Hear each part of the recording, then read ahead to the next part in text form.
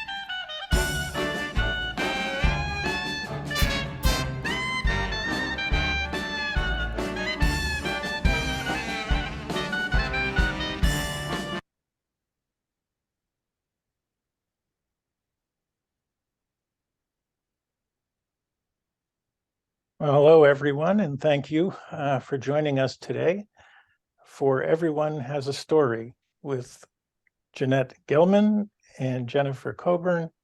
I'm delighted that you have taken time out of your schedule to be with us. We have a nice crowd growing, and hello, everyone, friends who I know and friends who are new, and I hope to get to meet with you. We are really excited to have certain, obviously, members join us. Ruth Lindemann, who's there, wave your hand, Ruth, who's a survivor, Tibor and Naomi Spitz, who are survivors. And as I look through the group, I wish all of you would turn on your cameras, if you have cameras, so we can see you and acknowledge you.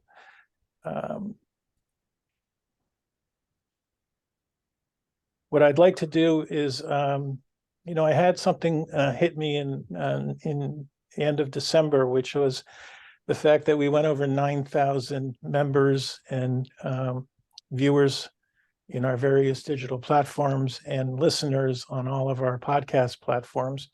And so we do have a sizable group here worldwide that, and if I'm a little bit shaky here, it's because I'm admitting people as I'm speaking, so I'm having a dual role.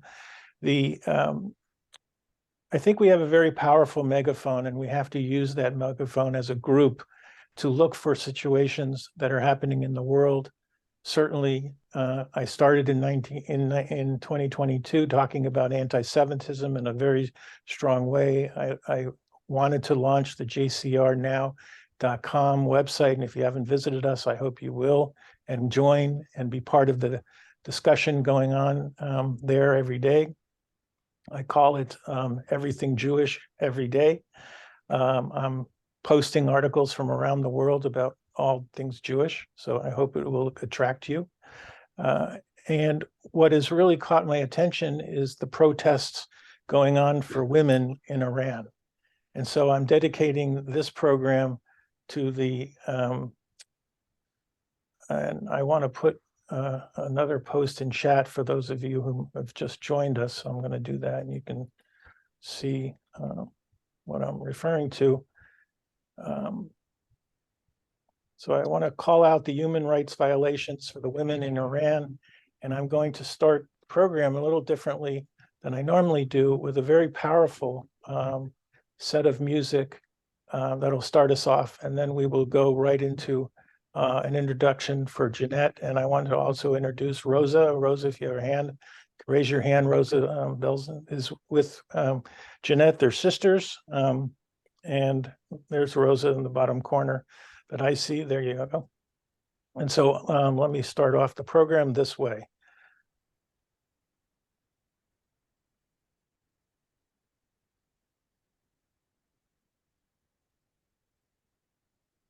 We're going to sing a song now that right now is being sung by many people in Iran and many of the Persian diaspora, people who left Iran after the revolution. And I don't know if you've seen on the news, but young women and young people are fighting for their freedom, for the right to be themselves. And we believe as a band that everybody should be able to be themselves as long as you don't hurt anybody else. So we fully send our love and support to all of those brave young people fighting for freedom. And there's a song that they sing which is called Baraye by an artist called Shervin Hajipour, who is in trouble with the authorities just for writing a song about people being free. So we're going to sing his song, and we're going to ask our friend Gol, who's an Iranian movie star, to please come and help us sing. Please welcome Gol Shifte Farahani. And Hola, Buenos Aires. You may not know this song, but we've got to give it everything, because we're going to send this with love from here to Iran. And here we go.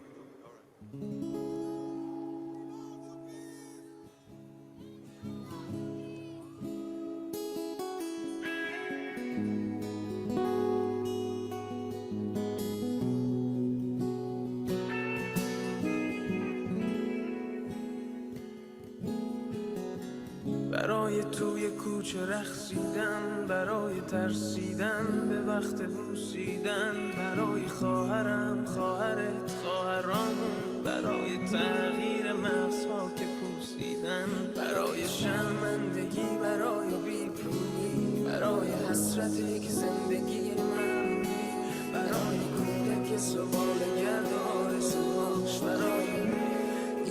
اقتصاد دستوری، برای این هوای آلوده، برای ولیعصر و درختای فرسوده، برای پیروز و احتمال انقراضش، برای سگهای بیگناه ممنوعه، برای گریه های بیوقفه، برای تصویر تکرار این لحظه، برای چهره‌ای که میخنده، برای دانش آموزا، برای آینده، برای این بهشت اجباری، برای نخبه های زندانی، برای کودکان افغانی، برای این همه برای غیر تکراری، برای این همه شعارهای توخالی، برای آوار خونه های پوشالی، برای احساس آرامش، برای خورشید پس از شبای طولانی،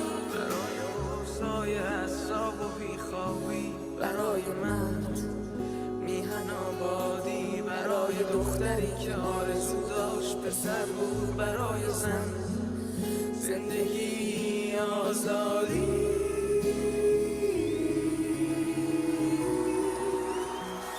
برای آزادی،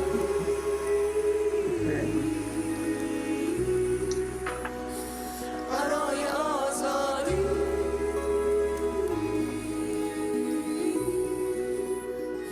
برای آزادی. Go God. برای آزادی،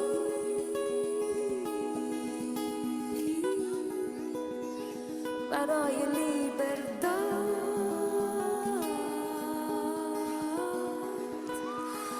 برای آزادی،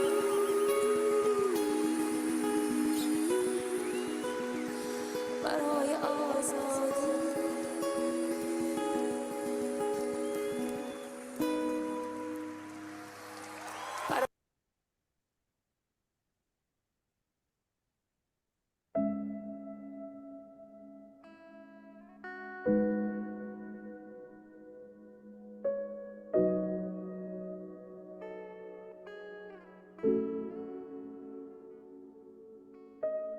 برای توی کوچه رقصیدن، برای ترسیدن به وقت بوسیدن، برای خواهرم، خواهرت، خواهرامون، برای تغییر مغزها که پوسیدن، برای شرمندگی، برای بیپولی، برای حسرت یک زندگی معمولی، برای کودک زباله‌گرد و آرزوهاش، برای این اقتصاد دستوری، برای این هوای آلوده، برای ولیعصر و درختای فرسوده، برای پیروز و احتمال انقراضش، برای سگهای بیگناه ممنوعه، برای گریه های بیوقفه، برای تصویر تکرار این لحظه، برای چهره‌ای که میخنده، برای دانش آموزا، برای آینده، برای این بهشت اجباری،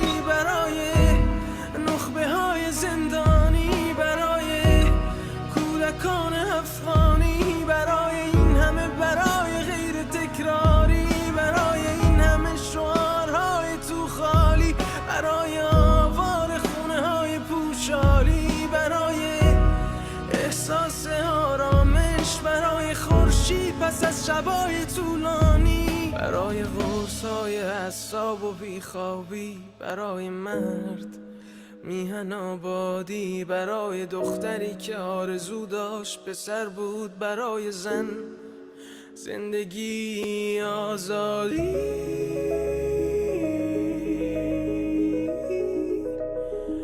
برای آزادی،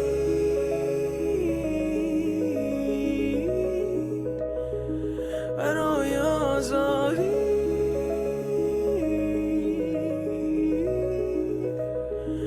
برای آزادی، برای آزادی.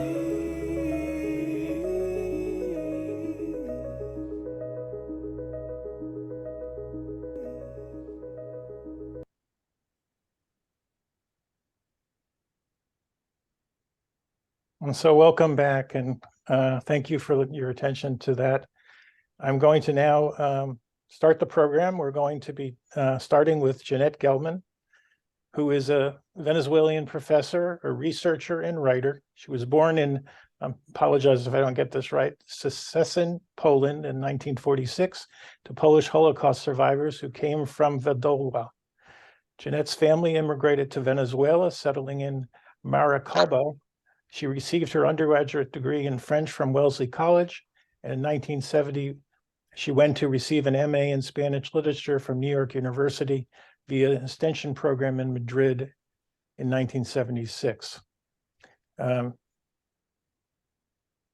She is a second-generation Holocaust survivor. Her parents' trauma was always present in her life and felt the need to understand what happened to the family she never had. And welcome, Jeannette, to the program. And I'm going to get your PowerPoint up in a second. So hold a minute. Sorry.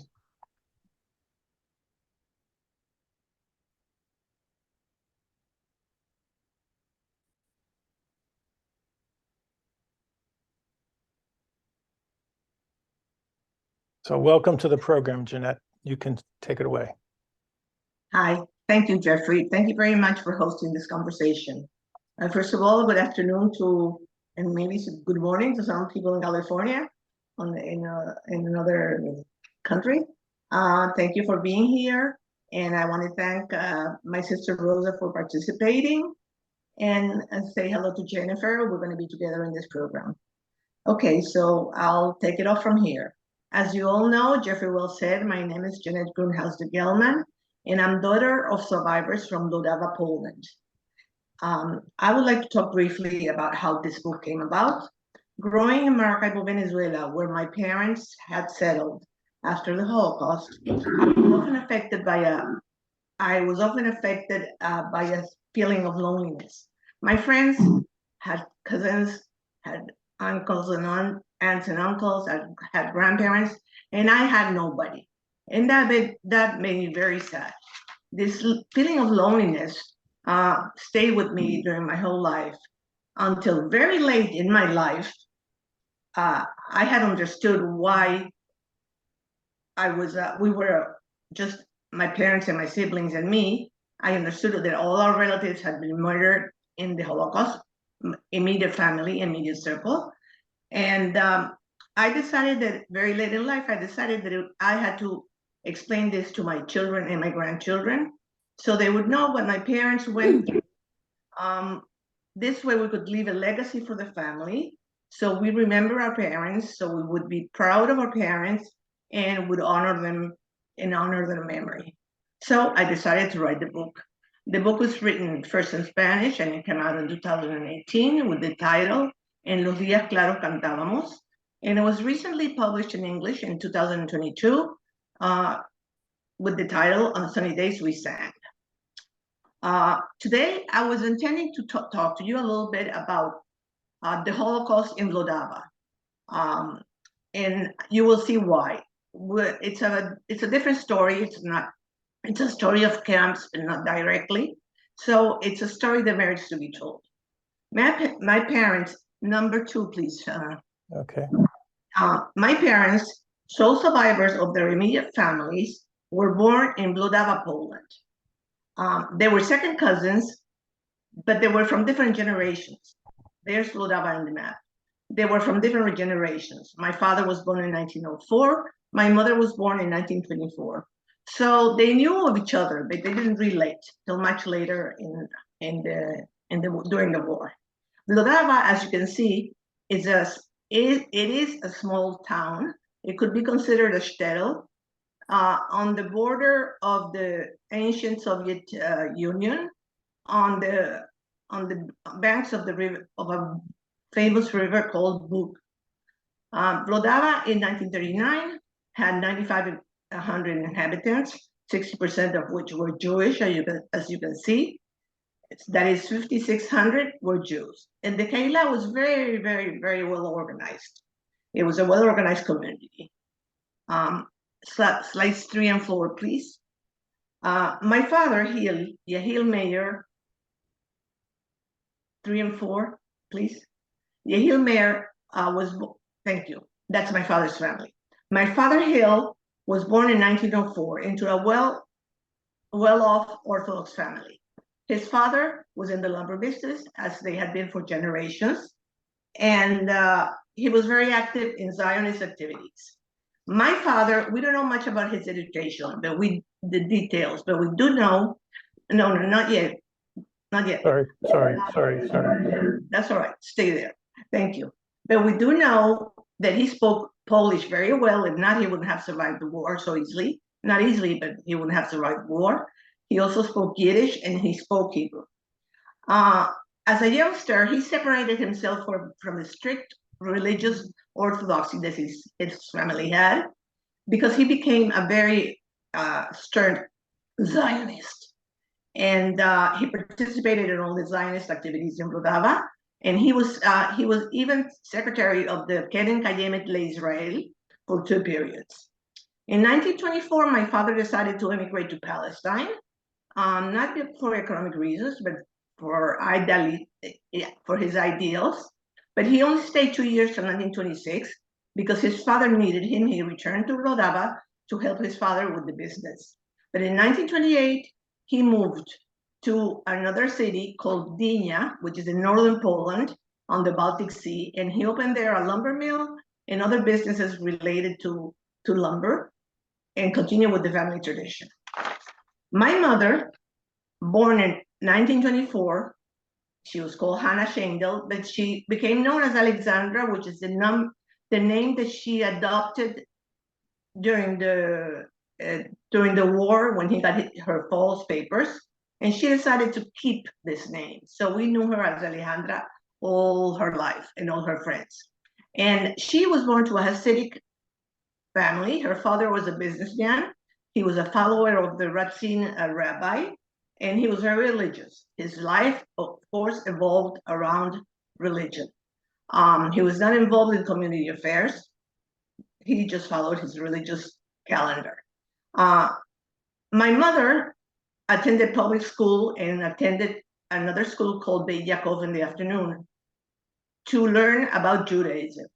And this is an important school for little girls in Wlodawa, because that way they learned everything about Jewish studies. She was a good student. She liked to go to school. She liked public school. She liked Beit Yaakov, and she had a lot of friends. She enjoyed herself. She remembers her town. She remembers how activities related to the Jewish holidays, Purim, Hanukkah, what the festivities they had in the town with everybody. And she remembers a lot of things that she used to do related to nature, because since she was from the Hasidic family, that's what she did. She went to the parks, she went to the Bug River, she went across the bridge with her grandmother to Tomaszówka. She spent summers with her little brother abruptly in Wlodawka in a house that the parents had, her father had rented for them. And those recollections of nature, picking berries, picking mushrooms, in the winter doing snowman, sledding, those were part of my mother's most precious recollections of life in her town, as she called it. Next slide, please. Okay, September 1st, 1939, as we all know, the war broke out. Wlodawa was bombed 2 days later, and then the Germans came and stayed in Wlodawa. My mother was she was going to be 15 at the time, but she quickly observed what was going to happen. In her own words, and allow me to read in a paragraph, the beginning of the war was terrible. Every day the Germans required something different. First, they forced the residents to form a Judenrat, Jewish council, to administer and enforce German orders. Then they set up a Jewish order service. They seized any Jew to do forced labor, and then restricted many more liberties, as for example, the right to attend schools, go to public spaces, own businesses, trade with Poles, travel out of the city, and many more. Next slide, please. In November 1939, a person called Richard Nitschke arrived to Wlodawa to be the chief of the Gestapo. With his arrival, the situation really worsened, and the restrictions and the aggressions grew. I'll just name a few. It was then that the Jews were forced to wear a white armband with a blue Star of David. All the businesses were confiscated, and the food, and many more measures, as you can see. And the food, and the important thing was that the food rationing began.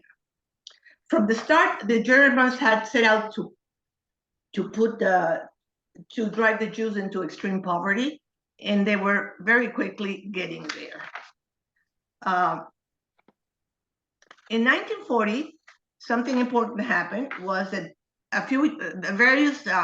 three German firms came to Wlodawa to install themselves there. One, the biggest one, called Rode, was the one that was in charge to dry up the swamps and canalize the waters. To be the director of this company arrived a person, Bernard Falkenberg. This person was going to be very important and instrumental in the life of Wlodawa, because from the very beginning, even though he was a German, he understood that the Nazis were set out to eliminate all the Jews. And he, in his own way, was going to help them without saying anything. He started employing 180 Jews, and by the beginning of 1942, he already had 1,500 to 2,000. Why was this was important? This was important because the Jews that worked for him got a work permit. And a work permit meant that if you were detained in the street or in other places, you would be liberated because you were working. That on one hand, and the other hand, they got a little better rationing, a little better food, a little more food. Falkenberg, without saying anything, helped many Jews, and he saved many lives. That's why after the war in 1969, Falkenberg was named Righteous Among the Nations by Yad Vashem. Falkenberg was also very important in my father's life. They became good friends, and Falkenberg was the one responsible for providing him with two false but good IDs in 1942, and he also hid him in his house at the very end when the last roundup happened. Okay, so Wlodawa was a town where the Germans decided to concentrate Jews. So they came from the surrounding areas, and the situation became dire, very, very difficult. There was no place to lodge thousands of people, which is what came, the numbers that came. There was no place to lodge them. So they just stayed in the streets. They had no food. They got sick. The situation was very, very difficult. At the beginning of the war, the Germans arrived in Gdynia, where my father was, in September 16th of 1939. They confiscated all his businesses. He had more than one, and he was forced to come back to Wlodawa. For the first 2 years of the war, my father found a job in Warsaw, and he would go and work for the streetcars, laying the tracks. He did that until the beginning of 1942. Next slide, please. My mother, who was 15 when the war broke out, that's my mother, very pretty lady. She was 15 when the war broke out, barely 15. For the first year of the war, she had a little boy from a rich family that came to her house, and she taught him how to read and write. And then the second year, she was teaching all these little children that she has here. And she did that for the second year. But then after that, in 1942, she needed a work permit. So she went to work with another German that was installed in Wlodawa, doing foresting. And that's the way she got, she had a work permit. 1942 was also a pivotal year in the life in Wlodawa. About 8 kilometers from Wlodawa, Sobibor was built. Sobibor is one of the 6 extermination camps that the Nazi had. and it was 8 kilometers from Wlodawa. They finished it in May. What happened was that in that month of May, 2 men came to Wlodawa naked. These were workers, 2 workers that had been working with the other guys in the construction of Sobibor. And the Germans, once they finished the construction of Sobibor and the gas chambers, they put everybody through the gas chambers and killed them so they wouldn't say anything. But these 2 managed to escape. They arrived in Wlodawa and nobody believed them, because who was going to believe that this was happening? But there was a rabbi there called Shlomo Lehr there from the from Ratzin, and he did believe the 2 people, and he warned the youngsters and said to them, you have to resist, and you have to fight against the Germans, and you have to go away from here because we are all going to be killed. Of course, the rabbi was killed a week later after they heard that he was telling talking like this to the youngsters, and he also ordered 3 days of fasting. So he was imprisoned and killed a week later. So now we're in a situation where the Germans, for the first year since 1939 to the beginning of 1942, the killings in Wlodawa were not systematic. If somebody didn't obey one of the orders, he was killed. If somebody didn't want to work, that person was killed. And they were randomly selected and killed. There were killings, but it was not systematic. As soon as Sobibor was ready, systematic killings began. Plate 9, please. So the next one. Okay, so what happened? In Wlodawa, they had 5 roundups or actions. With these 5 roundups, they eliminated all Jewish life out of Wlodawa. They began in May 2024, May 22nd in 1942. The first 2 roundups were very small and they were targeted. By targeted, I mean they were directed to some people, directly to people. The first roundup was directed towards the Austrian Jews. There were many Austrians in Wlodawa that had come on their way to Sobibor, to the elderly and the sick. As you can see, 1,700 Jews were killed in that roundup and were sent to Sobibor. 700 of them were Austrian Jews. The second roundup was directed to children, and it was a small roundup. In this roundup, we lost my aunt Deborah, my mother's sister, her husband, and her 2 little children. Next slide, please. Then came the October 24th, 1942, came the big roundup. This big roundup, as you can see, 5,400 to 7,000 people were sent to Sobibor. How was this done? The first 2 were targeted, and the people that had work permits could avoid the roundup, and they were not taken to Sobibor. But in this roundup, there were many Jews from the surroundings that had been forced to come to Wlodawa. They were lying on the streets, they had no food, it was a terrible situation. So the Nazis didn't have to search the houses. They just picked up everybody that was on the streets and took them to Sobibor. It was a huge roundup. In this roundup, we only lost my grandmother Rosa. The rest of the family was saved. I have to say one thing for my maternal grandfather, Moses. He, from the very beginning, said to his family, when the Germans call for a meeting or for a relocation, they called it relocation. They called the people to be relocated. You don't go anywhere, you hide. So in this roundup, all of my mother's family was hidden. Nobody went to the convocation and nobody was found because they didn't search the houses. They had so many people on the streets that they didn't have to search. So my mother's family were all there, except for her sister that had been killed with the children's section. My father's family, there were not many members there. My grandmother was there, but my grandfather had been sent to Coburn, where he had two daughters, to be with them. They thought that if they separated both of them, maybe one would survive. So that was the idea. But my father was there with his brother Leo, his wife, and his family. In this third roundup, my grandmother Rosa was caught, and she was sent to Sobibor. So after these three actions, during this third action, Falkenberg tried to save his workers because they were taken. Many were taken to the stadium where they met their fate, and from there they were taken to Sobibor in cattle cars. But Falkenberg tried to save them, but he was able to save only 400 people.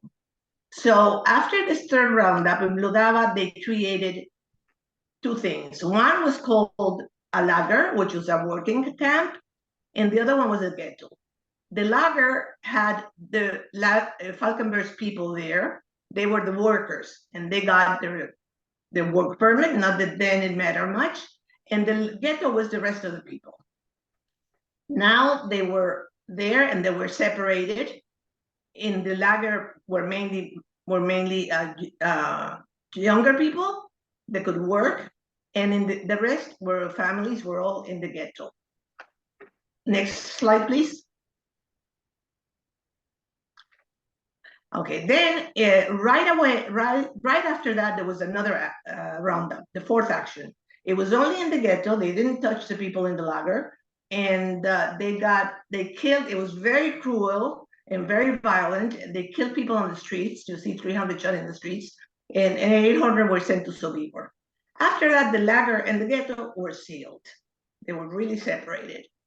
There were a few months, 6 months of peace, and people were being a little bit confident, but everybody was trying to build or to find a hiding place just in case.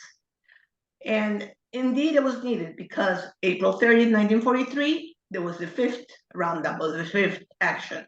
And with this fifth action, all the Jews in Wlodawa were liquidated.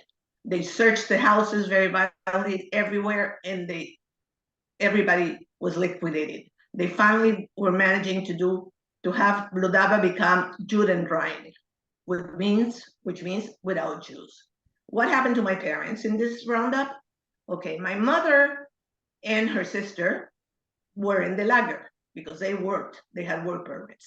In the meantime, in the 6 months that this lasted, they had, with some friends, they had built a hiding place underneath their kitchen because their house was within the lager. So they had built a hiding space. They caved it. They took all the sand out. They managed to do it. And when the fifth action started, all the people knew where that were in the lager knew where to go, or if an action happened. And everybody, my mother and her sister and her best friend with her family and many others, hid underneath the kitchen in her house. They stayed there for 3 days. At the third day, some youngsters that were with them decided to go out and see what was happening, and they saw that the Germans were not there, so they all ran away. They ran out of the hiding place, and they went to the woods. And then 2 days later, they went to a place called Adampol, which was 15 kilometers of Wlodawa, where there were still Jews alive and working. So my mother escaped with her family, with her sister, but her father, who was in the ghetto, and her brother with his family, both families, they didn't survive this fifth action. My father was also in the lager with his brother Leo, and they hid. But Leo had a son and a little daughter, and one of them cried, and the Germans found them. My father started running and managed to hide in an attic for a day and a half, and then he went to Falkenberg's house, and Falkenberg hid him for a few days. And then he told him, Falkenberg said, "You have to leave because you will be caught here." So my father went to left the town and went to the woods, and he found a group of partisans that were there. The partisans took him in, but my father was too old already. He was 39 at the time, so he couldn't run here and there with the partisans. So they found him a hiding place with a farmer, and my father was with the farmer, and my mother was in Adam Pole. Then the partisans met with my mother and her group, and told my mother that my father was hiding in Potpacule with the farmer, that she should go and hide with him. But the farmer only wanted to receive one person. So my father said, one of you, either you or your sister Esther, come, and I will go to Warsaw. So my father left for Warsaw, and my mother and Esther and my mother had to decide who was going to go to the farmer's house and hide. Esther was older than my mother, and she said to her, you go, I will manage. So my mother went, and that was the last time she saw Esther, because afterwards, in another roundup in Adampol, my aunt Esther was killed. So my mother is hiding in Potpacule with the farmer, and my father is in Warsaw. In November, my father sent somebody to pick my mother up. This is, as I said, where my father and my mother started their story together. Because before, each one was on its own. So now they start their story together. They're both in Warsaw. My mother is hiding in one apartment. My father is hiding in another one.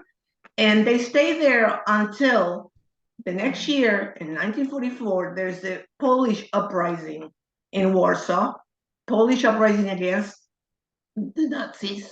And that uprising was not successful. So the Nazis killed more than 200,000 Poles in Warsaw and evacuated all the population. When my mother and my father were evacuated, they had the choice to go and work in Germany. They could also go into another town in Poland. But my father said to my mother, he was the one that always decided what to do. He said to my mother, we shouldn't stay in Poland. The Poles recognize the Jews. We have to leave. We're going to go to Germany. So they were sent to a place called Leobschutz in Upper Silesia. Next slide, please. Oh, okay.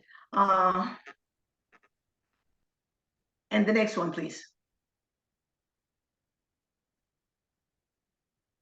Okay, here.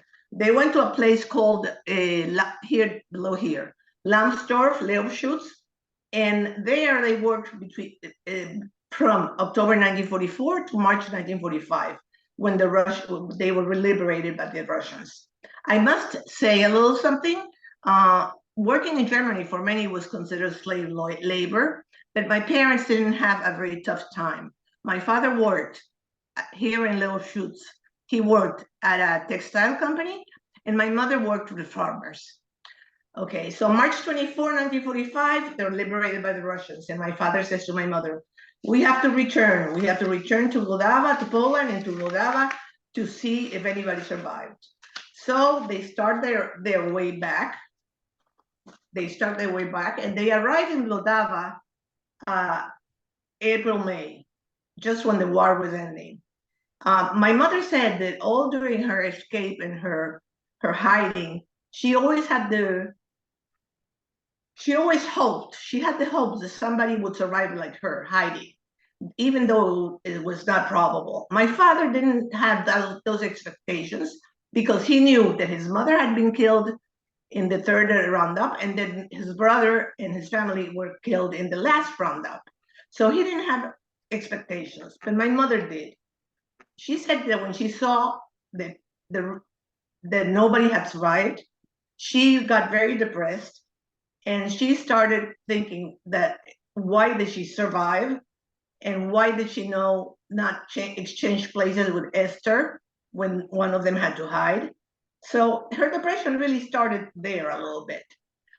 She also always said that she owed her survival to various people. First, her father, who always directed them to hide, Then Esther, her sister, who was the one that was guiding her. Then my father, of course. But then there was a last element that was luck. They all had to have luck. Okay, so my parents come back to Wlodawa and they decide that they're not going to stay because there's nothing there. My father used to say, we had no family, we had no business because the communists had arrived, so they left. I was born on the way. Can we have one more slide? No, don't. If you look there to the left at the top of the map, there's a city called Shtetl. That's where I was born because my parents, the Poles, the Polish government sent the Jews to stay at this town because right after the war, there was a huge anti-Semitism in Poland. They even had 2 pogroms after the war in Krakow and in Kielce.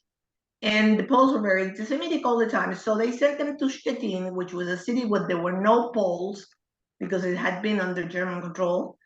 And there they could live in calm a little bit until something was decided. So my father said, we're leaving. And after I was born in January, in March, we crossed over to Germany.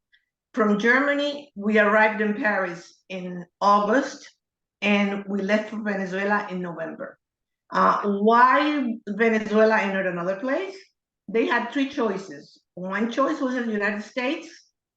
They had a friend that could help them, but my father did not want to come to the United States. My mother, then the second choice was Palestine, and my mother said, I don't want to go to a place, we're talking 1946, I don't want to go to a place where there's going to be a war, where people are fighting. We just finished one war, I'm not going there. Third place was Venezuela. They didn't know where Venezuela was. But when they started asking, my father always says that the first thing that he heard was, you have to go there. The climate is beautiful. It's an eternal spring in Caracas. So they decided for Venezuela. And we arrived there in November 1946. In March, we moved from Caracas to Maracaibo because my father found a job working in lumber in Maracaibo. He found an associate and he started working in lumber. It took Maracaibo, Venezuela was a very good country. People were gay, they were generous, they were not anti-Semitic, they received people well. It was a beautiful country. And also in Maracaibo, there was a very small Jewish community, but very, very organized and with very nice people.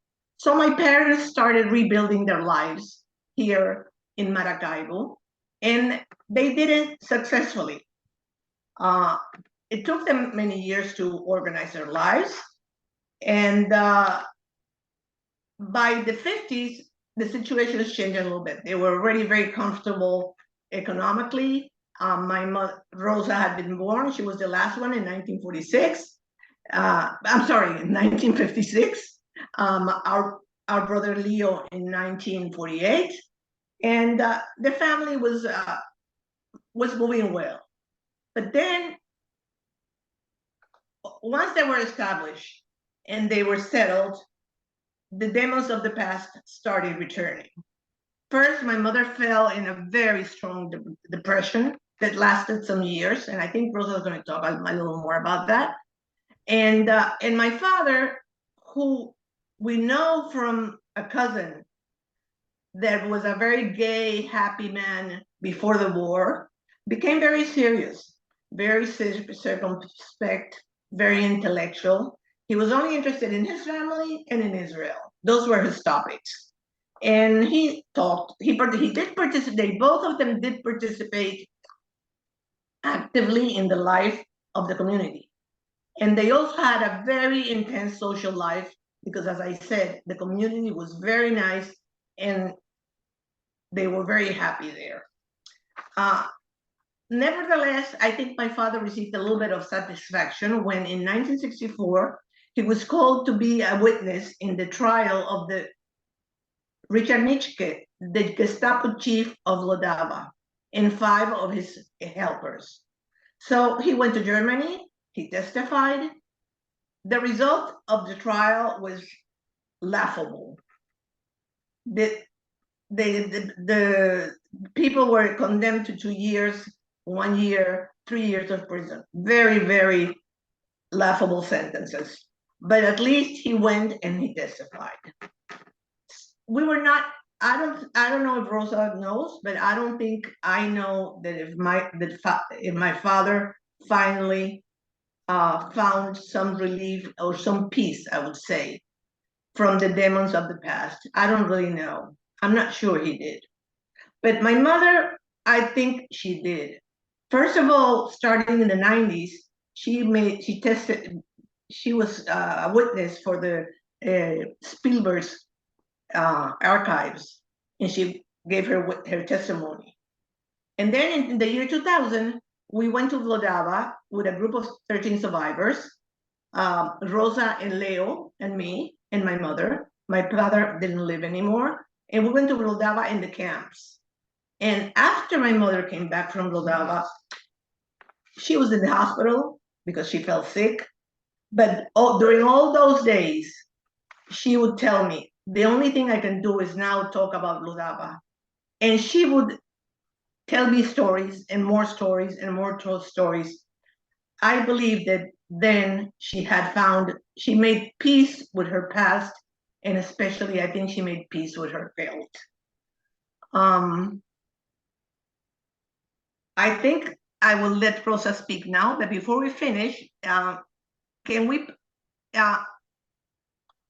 Jeffrey, can we pass the plates to show my books? Yes, please. And then our family, how it grew beautifully. Here's a Spanish copy in 2018. And here's the English copy. The next one, please. Okay. And now, Jeffrey, please show us the photos of the family as it grew beautifully. That's my father and mother. Here are some children and grandchildren. Next one, please. Here are the 3 children with my father and my mother, the 3 of us. And finally, the grandchildren. So they did find in Maracaibo, not only with the community that became part of it, their family, they also created a family. Thank you.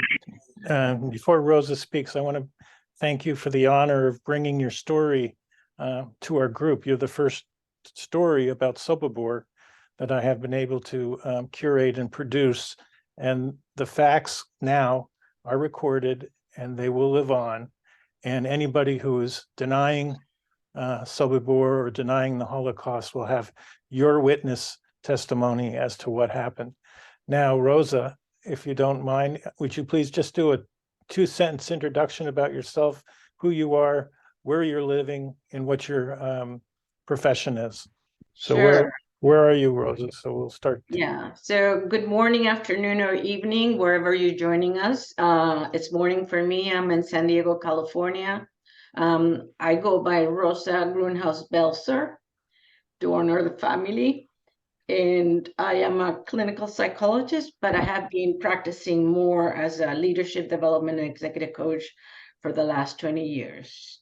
I put a link to Jeannette's book in English in Amazon, but you can find it in Spanish too, as well. First, I want to thank Jeannette for having written the book, because this, not only did she do a great detailed story about our parents and their survival, but also about the area. So you would see some a lot of mentions about Sobibor, since that's one of the things you, Jeffrey, mentioned that you were interested.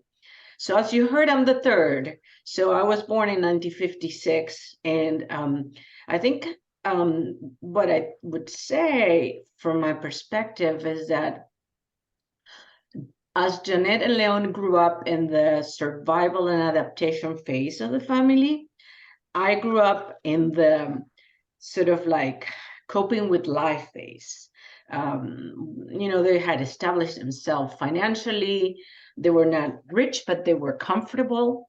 They had friends, they had a community, they were active. But then, like Jeannette said, the demons of the war took a forefront in different ways, but primarily for my mother, I would say, from my experience. Her depression became very severe, and being the third and a baby, I hear that I cried a lot, so I probably didn't make it any easier, or maybe it was a combination about having a depressed mother.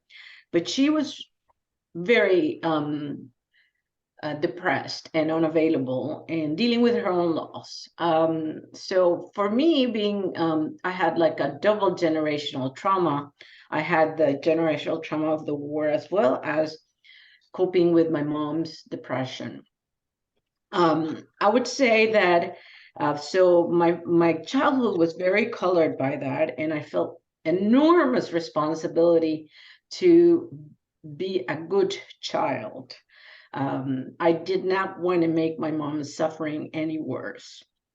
The way I had to handle this is, and I'm very thankful that Jeannette stayed close to the family. I went to Israel.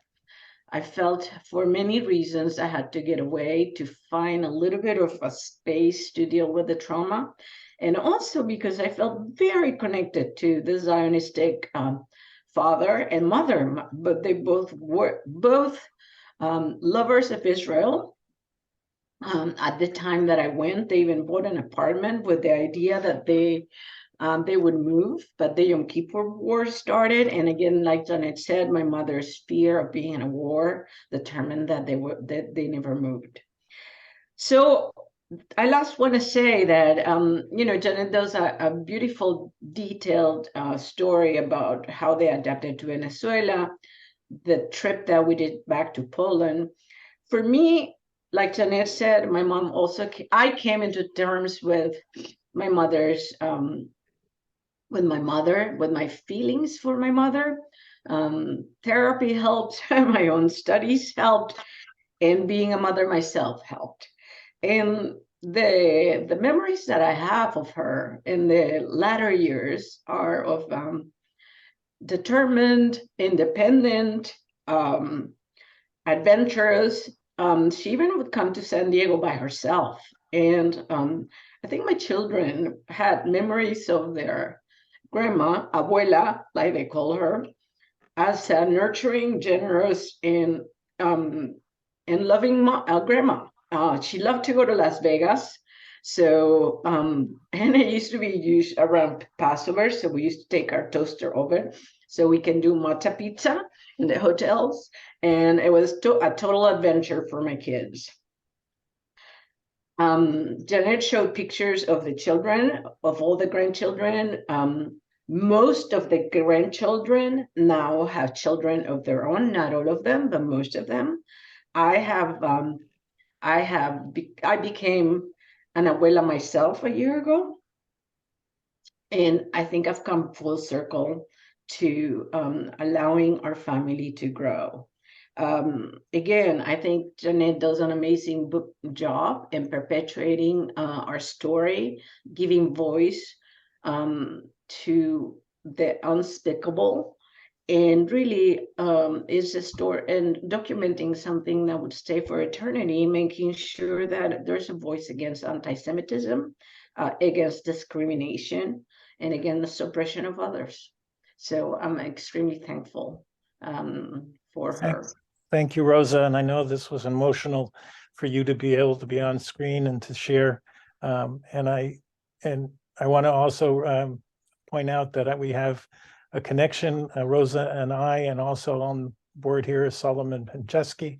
All are members of the second generation show group in San Diego, and we know each other deeply from there. So, and I ran a movie club for the generations of the Shoah, and I know you were along for many of those movie club events. So it's a very small community. We all share a thread that is global, and it is very special. So thank you very much for being here. We're going to have questions and answers at the end of the presentation. We're coming up next will be Jennifer Coburn, but I wanted to also go back to the theme of today's is the freedom for the Iranian women and the protests going on in Iran. So our next musical interlude is following.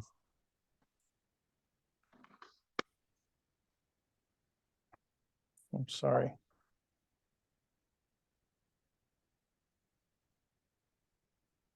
Give me 1 second.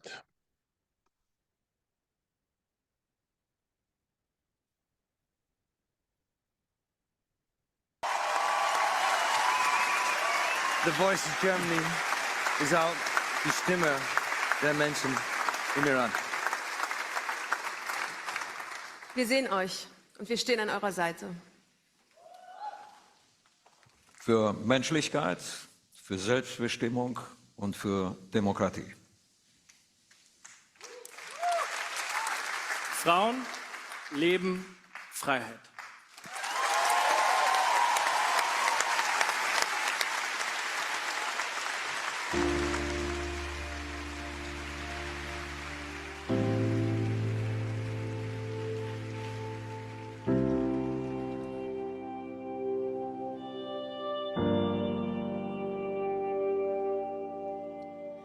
Dancing in the alleys and the streets, for the thrill and the fear of getting caught kissing, for my sister, my brother, and unity, for all the times we tried to change their minds and stale beliefs, for the loss of pride, for poverty, for the dream of just a normal life for you and me, for all the children who are starving for a loaf of bread, for the greed of politics and all the lies they spread, for all the mass polluted air we breathe, for all the litter in the streets and all the dying trees, for all the animals who suffer from elimination, for all the cats and dogs who love us without no conditions, for all the tears that seem to never end, for all the images that keep on turning in our heads, for a simple smile to last a little while, for the future generations fighting for their time, for empty promises of heaven in the afterlife, for all the imprisonments of beautiful minds, for all the babies who were born and for the ones who died, for all the times you told the truth and all the times you lied, for all the speeches that we heard about a million times, for all the shacks and shelters that were sold to make a dime for just a glimpse of a peaceful life, for the rising of the sun after an endless night, for all the pills we pop just to get some sleep, for all mankind in our country, for all the boys and girls who never knew equality, for woman, for life, liberty.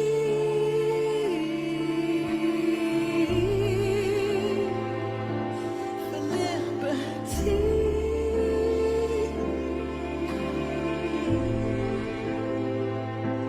For liberty.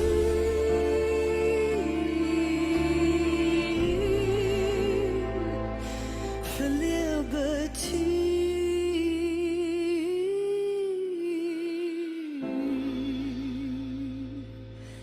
Zan, zendegi, azadi, woman, life, freedom.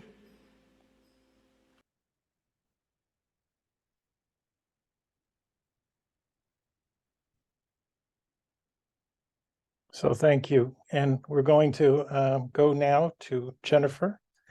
And Jennifer Coburn is the author of Cradles of the Reich, and it provides a cautionary tale for modern times told in stunning detail. Cradles of the Reich uncovers a little-known Nazi atrocity, the breeding of the master race. The book also carries an uplifting reminder of the power of women to set aside differences and to work together in solidarity in the face of oppression. And I'm going to have the pleasure and honor to introduce Jennifer to the speaker in a minute. Just give me 1 second to do what I need to do.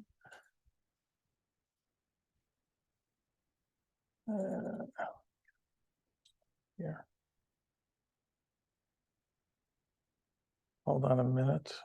And so Jennifer, I want to bring you in. And I want to... So welcome, Jennifer, and I know that you have a bit of a brief introduction to your talk as well. So welcome, and welcome to the Jewish Culture and Holocaust Remembrance Group. Thank you so much, Jeffrey. And I've been here for the last hour. It's really an honor to share the screen with Jeannette and Rosa and hear their stories as well. First, I'd like to ask, does everybody hear me okay? Yes. Just given, okay, great. Because I have papers in front of my computer and I want to make sure I'm not blocking my microphone. So, Cradles of the Reich. Why does a nice Jewish girl write a book called Cradles of the Reich about a Nazi breeding program? That is the question I was asked over and over and over when I was writing my novel. And finally I said, Mom, listen, I believe that we have so much to learn from the victims and survivors of the Shoah. I also feel that when we study the evils of anti-Semitism, we can take positive steps forward to preventing another genocide or oppression of people. So I felt it was important to learn about this Nazi breeding program, the eugenics-based baby farms in many parts of Europe. So my story overlaps a bit with Jeanette's and Rosa's. My family is originally from Poland, but my father's family moved to the United States, moved to Brooklyn in the early 1900s. And then in the 1930s, when they started hearing reports of anti-Semitism and the oppression of Jewish people in Europe, they started making plans for how to hide their own children. If I could get the first slide, please, Jeffrey. Sure, hold on a second. Thanks. So they were in Brooklyn. They shared a 2-family house. So the next one, please.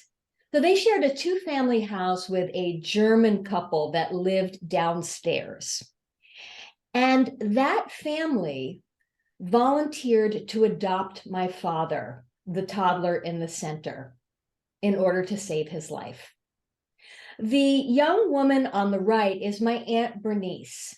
Now, she was Gentile passing, so a local church offered her one of 9 spots at a convent in upstate New York, where they planned to hide Jewish girls if Hitler were to invade the United States. The young woman on the right is my Aunt Rita. Aunt Rita had polio and walked with a limp. So even if righteous Gentiles like the Kale family or the local parish wanted to save my Aunt Rita, there would be no hope for her if Hitler invaded the US. Thankfully, that never happened, but this history, this looming threat, haunted my father throughout his life, and in turn, mine. Next slide, please. Here I am in 1979. I'm 13 years old, and it is my turn to read the 4 questions at the Passover table. I had other questions on my mind that night, though. I wanted to know if the Holocaust could ever happen again here. And my father, he echoed this fear, and he often imagined what the United States would look like if Germany won the war. And the answer was always the same, absolutely horrific for families like ours. Next slide, please.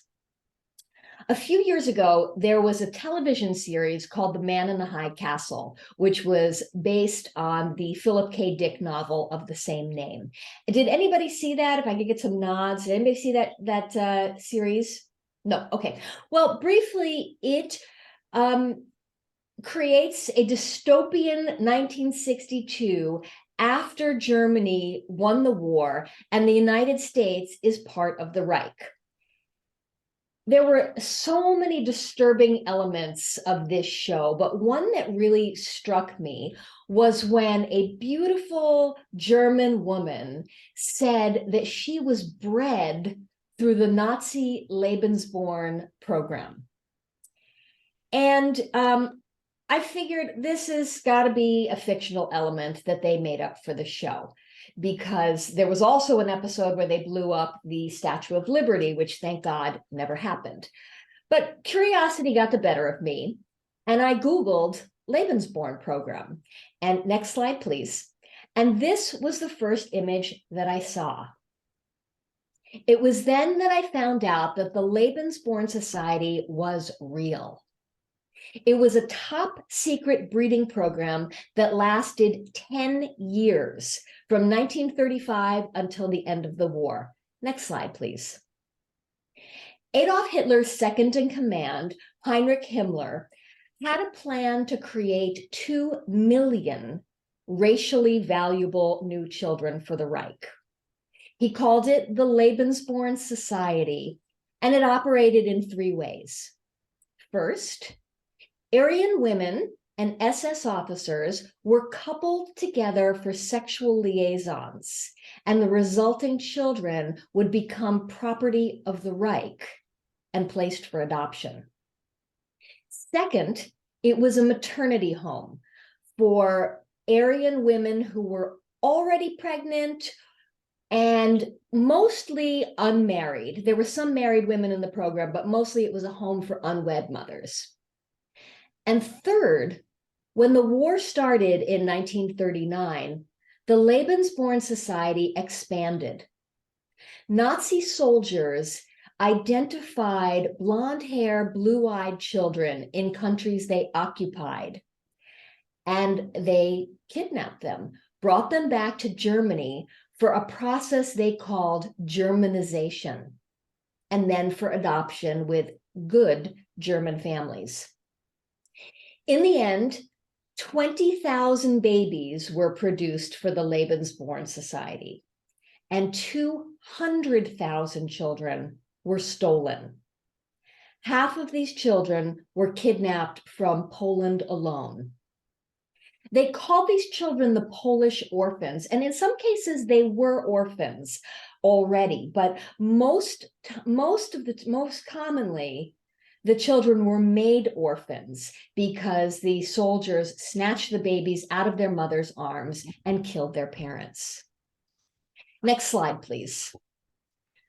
When I heard about this, I was horrified and also fascinated. I had a lot of questions about how this program worked. I wanted to know where these homes were, how the women were selected, and why. Why would women volunteer to have sex with strangers just to have a child for the Reich? And that's what they called this program, having a baby for Hitler. So I did what I always do when I want to learn about a period of history. I looked for a well-researched historical novel that would not only answer my questions about the program, but would tell me the stories of the women. I wanted to hear about the Lebensborn Society through the lens of women's friendships, relationships, and struggles. What I found was there were many nonfiction books, but no novels. So I decided to write the novel that I wanted to read with a book club.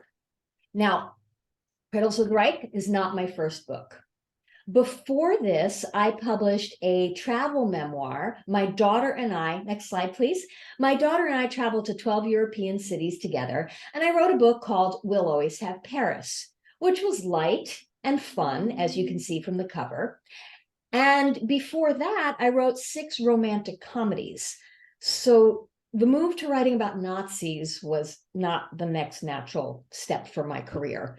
But next slide, please. I could not stop thinking about this Lebensborn society. I couldn't stop thinking about how it existed in the same world, at the same time and the same place as Nazi death camps. It was part of the same eugenics plan to create a so-called master race, but the Lebensborn society by creating life rather than destroying it. It was 2 sides of the same evil coin. Throughout my life, I've never heard about Nazi Germany or the Holocaust without someone quickly reminding me that we are to never forget. And as I mentioned in the introduction, I am deeply moved by the stories of survivors and victims of the Shoah. I also consider it important to study what the rise of fascism looks like so that we can recognize early warning signs. Through Cradles of the Reich, I aim to explore the 3 choices that Gentile citizens had in Germany, specifically women. There's the resistor. That point of view is represented by the character Gundi. Now, Gundi is what the Nazis considered perfection. She is tall, she's blonde, she has blue eyes, and she's beautiful. What they don't know about her, though, is that she is secretly part of the resistance, and she's pregnant with a Jewish boyfriend's baby. Second is the bystander, represented by a nurse who works in the program, Irma. Irma is just kind of keeping her head down and trying to stay out of trouble through the war. And when she comes to work for the maternity home, she feels pretty good about what she's doing. She feels like she's serving these women in the program and she's helping her country. But then slowly, Irma comes to realize what this program is really about and what the Nazi true agenda is. And Irma has to make a choice. Whose side is she on? Now, the 3rd character I wrote represents the Nazi true believer, which as a Jewish woman was really hard for me to write this character because it meant every night crawling into the skin of someone who really believed that the world would be a better place without me or my family in it. But I felt like I had to represent this point of view because those people happened, and this character is a representation of this German culture that descended to madness within the course of really 2 decades. So a pretty fast slide from a cultured civilization to a cult of hatred. The characters in my book, Cradles of the Reich, are fictional, but they are in a real Lebensborn home called Heimhochland. Jeffrey, next slide, please. Heimhochland was the first of the Lebensborn homes, and it was located in Bavaria. There were also at least 26 other homes located throughout, Jeffrey, the next slide, please, throughout Germany, Belgium, France, Norway, Austria, Luxembourg, Holland, and Sweden. Young German women were eager to be part of this program. But why? Why would they do this? In order to understand that, I had to really zoom out and study broader Nazi culture as it related to population and motherhood. At the end of World War I, the German birth rate started to decline, and the German population started to slide down. So in the 1930s, the Nazi propaganda machine kicked into full gear in the area of motherhood and started to promote having large families, which is a family of 4 children or more, as a virtue. They called these families child rich, and they even started incentivizing having lots of children. Next slide, please. They awarded war medals, service medals, to German women who had 4 or more healthy children. You got a bronze medal for having 4 or more children. Women who had 6 or more children received a silver medal, and women who had 8 or more children received a gold medal. And they would wear these medals every day with pride. Next slide, please.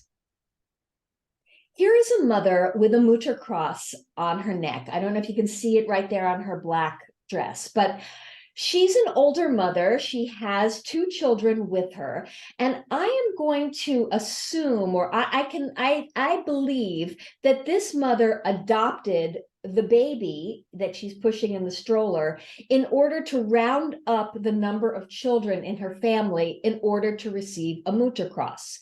So the women in the Lebensborn homes who were becoming pregnant or already pregnant and placing their children for adoption, that was the supply side of this equation, or of this economy.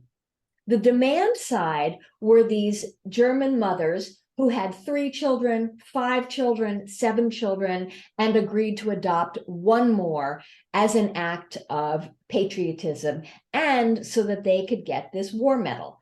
So why did they care so much about this war medal? It was a huge status symbol. And when a woman wore this medal, members of the Hitler Youth, or the girls' branch of the Hitler Youth, the Bunderdusche Mädel, they had to stop and salute this woman as if she were the Führer himself.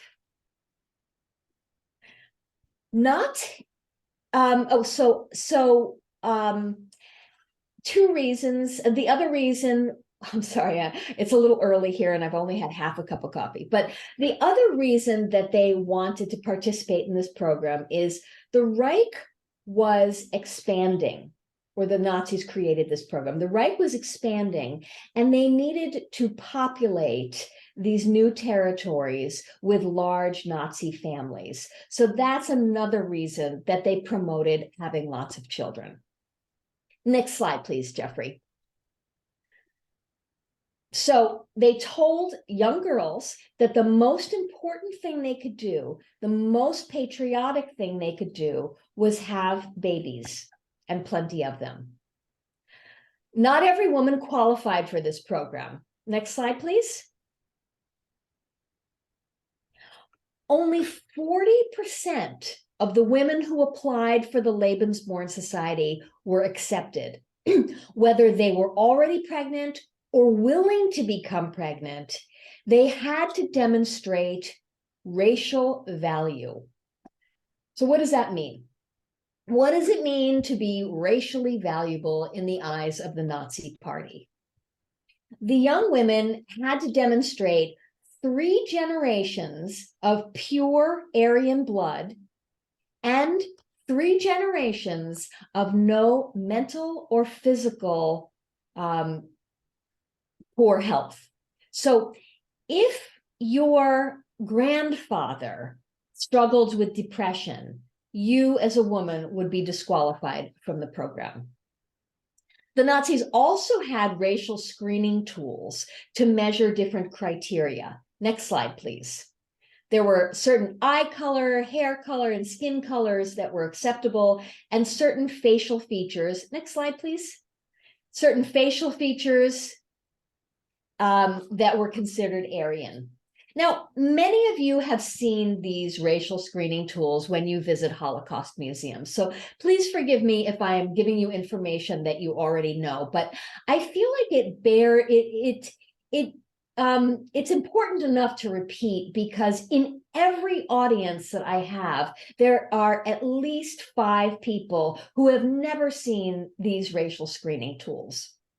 In fact, when I was writing the book, I gave an early chapter 1 actually, where Gundi is in her doctor's office and she's having her hair, her eye color, and her skin color coded by a Nazi doctor.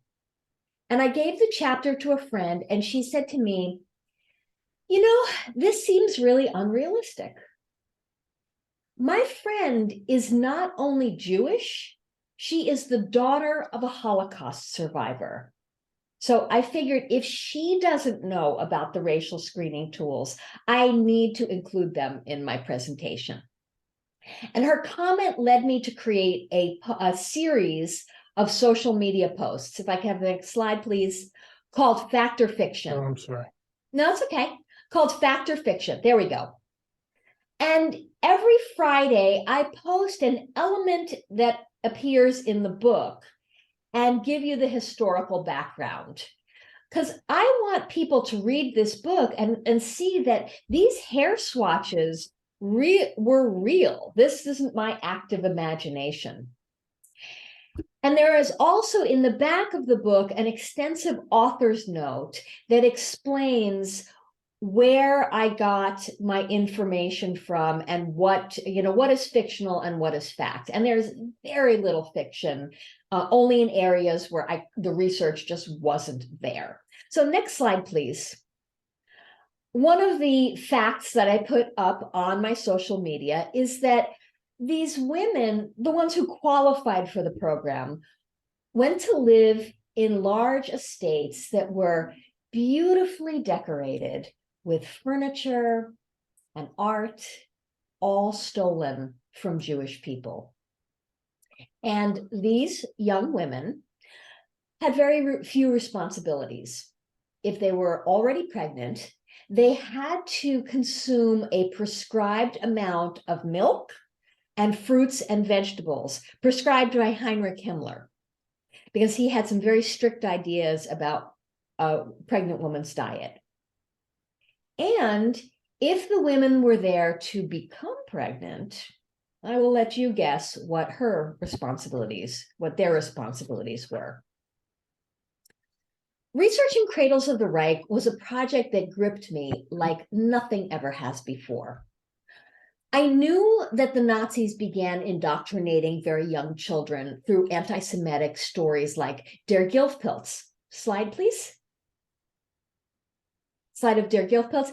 Now, again, many of you have seen this, but Der Gilfpilz is the poisonous mushroom, and it is a story read to children who are 3 and 4 years old that warns them that Jewish people are like poisonous mushrooms.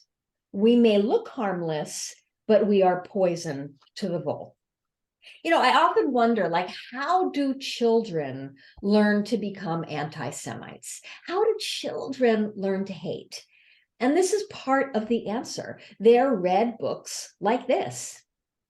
And they are also, next slide, please, indoctrinated into the party at 2 weeks old.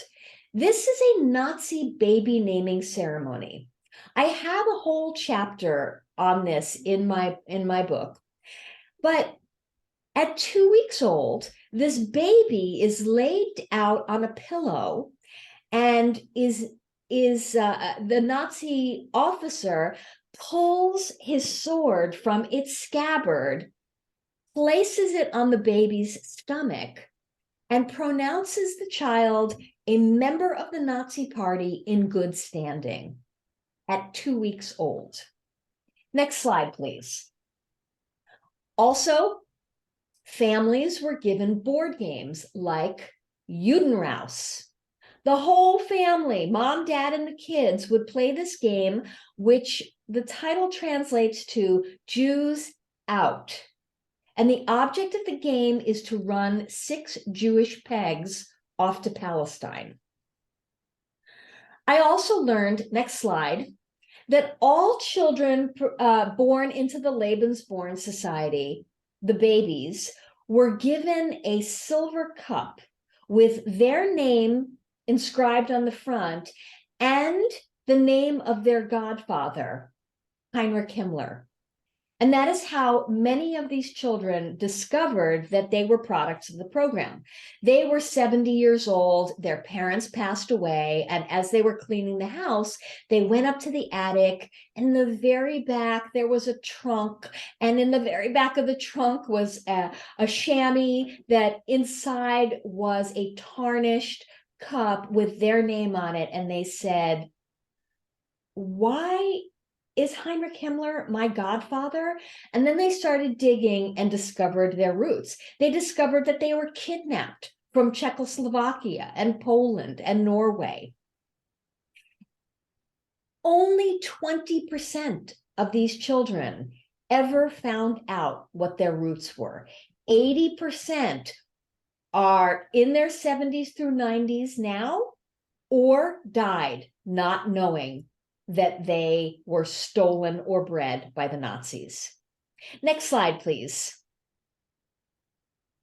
Actually, the next slide is just a picture of my book. So why don't we, and that's all for the slide. So why don't we expand the screen a little bit so I can see all these gorgeous faces? Thank you. And I'll tell you a little bit about the research, because that's a question I'm often asked. I researched this book in all of the ways you would think. I read books, I watched documentary films, but what was most helpful to me was talking to subject matter experts or people who were there at the time, because it was fairly easy for me to find what dates Germany invaded certain countries, to find out about the Battle of the Bzura, to learn about the non-aggression pact between Germany and Russia. That's easy. That I can find in textbooks. What was hard, and what came up on every single page, were these mundane cultural details, like in 1939, when a man put on his pants, did he button, snap, or zip them? Any answers? Anybody want to unmute themselves and give an answer? Button. You did, Judith, you did not unmute yourself, but I read your lips. You said button. And you're right. It was button. I also wanted to know, what were the rules of displaying propaganda? Nazis had a lot of rules, so I wanted to make sure that when you, the reader, walked through the streets of Berlin, Munich, and Frankfurt with me, or rather with my characters, that the propaganda that you were seeing was historically accurate, not only in the depictions, but in the way they were presented. Did they need to be 6 inches apart? Were they in themes? So I reached out to Dr. Randall Beitwerk, who is the world's leading expert on Nazi propaganda. And he gave me a lot of information about this. His patients are endless. I'm consulting with him now on another book, and I have to ask him questions about propaganda. He was the one that told me, he said, "Hey, Jennifer, did you read yet about the baby naming ceremony, you know, the one with the sword?" And I said, "Yes, I did hear about that, and I will have a chapter about that in my novel." And he said, "Let me send you the table setting so that you know where to put the portrait of Hitler, where to put the dried flowers, and where to put the candles." So when I showed you that picture, that's not how a Nazi baby naming ceremony looks. That's how all of them were required to look. Another German native that I met was 90-year-old Rolf Schultz, who was 7 years old on the pogroms that the Nazis called Kristallnacht. And he is a Gentile man who is heartbroken over what his country, the crimes that his country perpetrated. But when he was 7 years old, he was told that he needed to join the Hitler Youth to protect his country from the Jews.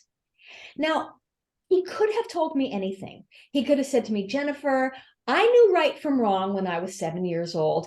I joined the child's branch of the resistance, but he didn't. He told me the truth about why he loved and followed Hitler. Hard to hear this. But I did appreciate his honesty, because it is only through understanding how otherwise decent people are sold this bill of goods, this lie, this propaganda, and made them act in a heinous way. It's only through hearing their truth, hard as it is, that we can fight against this ever happening again. So I appreciated him telling me this truth. He also helped me with mundane cultural details. For example, I wanted to have a scene in Frankfurt where a woman remembered her marriage proposal. Now, in Frankfurt, there's this beautiful fountain of justice. And I thought, wouldn't it be sweet if this man threw a coin in a fountain and made a wish that Irma would be his bride? And I realized, oh, you know what? That may be an American thing, where we throw coins into a fountain. So I called him and I said, do you do that? Do you make wishes on coins? And he said, wait 1 minute, hold on. Why is someone throwing away money? And I said, no, just a pfennig, just a penny. And he said, you listen to me. If you have a scene where a German is throwing away a coin, even a pfennig, your next scene had better be 6 Germans jumping into that fountain in order to fight him for the pfennig. So that is why you will not read in Cradles of the Reich a marriage proposal scene that includes wishing on a coin. So there's a writer in Germany named Bernhard Schlink. He wrote a book called The Reader, which was made into a movie. If I can see by nods of head, did anybody see the movie or read the book? Kate Winslet is in a bathtub. She likes Liam Neeson to read her. But okay, well, he wrote that book, and he is an older German, and he gave me a lot of culture checks. Like, he read my manuscript and he said, Jennifer, you keep using the slang Bumsen for sex. But Germans didn't use the slang Bumsen until 1952. And before that, we used Rumsen. Now, I ask you, what history book I am going to find that in? So he gave me a lot of great information about, like I said, there was one scene where Gundi is going through the Jewish neighborhood and she's looking for her love interest, Leo Solomon. And she's bopping around with her blonde hair flying in the wind. And he said, no, Jennifer, there's Gestapo on every street. Put a scarf over her head, cover her blonde hair. And he said, you don't need to have her popping into every Jewish-owned business. She's going to be suspected of being a Jew lover. That's a tough term to hear. And just have her go to the butcher. In Germany, the butcher knows everybody. So that was, that was the biggest part of my research. Now, I went down hundreds of rabbit holes to find cultural details, especially about birth. But I want to tell you one final rabbit hole story, and it is my favorite because it involves a rabbit. In chapter 2, you will meet Hilda, and that is the Nazi true believer character. And she's coming home from high school, gymnasium, and she smells that her mother is cooking Hassenpfeffer, a braised hare stew often prepared with red wine and bacon. And then I realized, I'm writing this scene and it's taking place in April. And stew is kind of a hearty winter meal. would they eat stew in April? So I reached out to Ursula Heinzelman, who is a food historian. Like, who knew this was a job? A food historian. And I asked her, would German families eat stew in April? And she said, yeah, that's not your problem. Your problem is, where are they going to find the rabbit when the rabbit's hunting? By the way, she doesn't talk like this. It's just kind of fun for me to do the voice. She says, you are not going to be able to find a rabbit in April. And I said, okay, Ursula, rabbit hunting season may have ended in December, but this is a high-ranking Nazi family. They could have hunted for rabbit anytime they wanted. And she said, yeah, that's true. But in April, the rabbits are just coming out of hibernation. And the rabbits that are going to be hopping about are skinny. And they won't have good, juicy meat on them, and they will not be good for a stew. So finally I said, Ursula, how about this? They shot the rabbit in December. They froze the rabbit. And then in April, they defrosted the rabbit and then made the stew. And she said, oh, Joe, that's plausible. Yeah, that could happen. So when you read in chapter 2, one line of internal dialogue where Hilda says, smells like Mama's cooking Hassenpfeffer. I wonder where she found a rabbit this time of year, much less one plump and juicy enough to make a good Hassenpfeffer. That, my friends, is 7.5 hours of research. So that is about Cradles of the Reich and my research. I find when I do these presentations that the most interesting part is hearing your questions, your comments about the Lebensborn program, why the heck we've never heard of this program. I mean, I was 50 some years old before I had ever heard of this program. And then also, maybe if we want to talk about what are the parallels we're seeing today? I get that question a lot. So I'm open to conversation and discussion, and I really want to thank you for the invitation, Jeffrey, and for all of your attention today to the guests, and I look forward to continuing the dialogue with you. Thank you. Well, thank you. And you're also adding a first for our group programs to learn about this program from a different perspective, from a Jewish person who writes about a Nazi program. But before we open it up to everyone, I want to do what I call the obligation of memory Lador Vador interviews. So I'm going to ask each of you what it was like to grow up in your survivor parents' home. So, what was it like for each of you to grow up? Now, we've started to hear a little bit from Rosa about what it was like, but I would like to hear, Jennifer, what it was like to grow up in your survivor's home. So my family, they are not survivors. I see. Okay. I said to, many of you probably know Sandra Scheller, who's a Holocaust historian here in San Diego.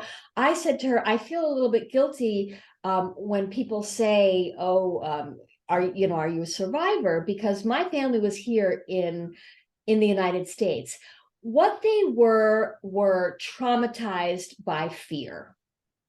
And those, the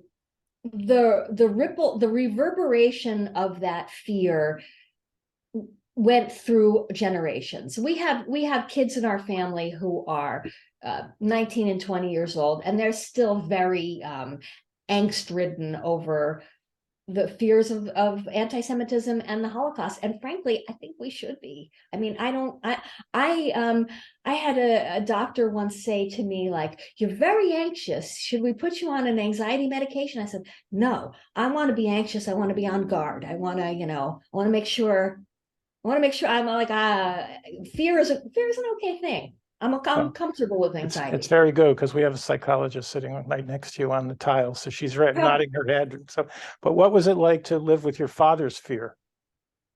Now you have a different fear about you're the first person who has brought vocally that there was a fear of Nazi fascism coming to the United States, and your father had tremendous fear over that. So that must have also entered your own household, wasn't it?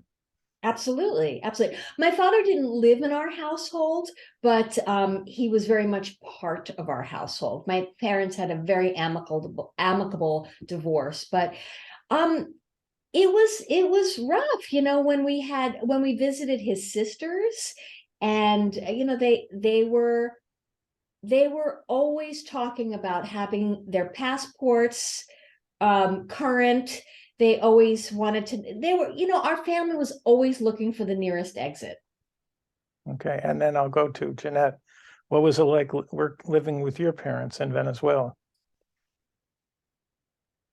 You have to unmute yourself, I'm sorry. Jeannette, unmute yourself, please.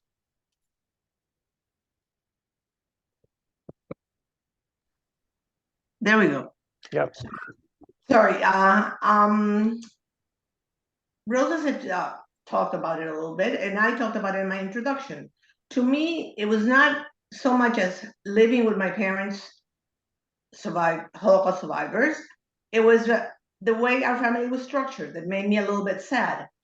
I saw my friends who had cousins, who had aunts, who had uncles, grandparents. But that was not my parents incited on me. It was just reality, history, that our family was killed during the Holocaust. But otherwise, I don't know, let's see if Rosa says something else, but I wouldn't think that the Holocaust per se affected the way we grew up or the way my parents treated us.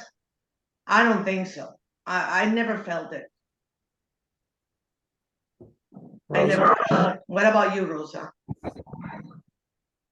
Well, a few things come to mind. I think education became very important. Oh, okay.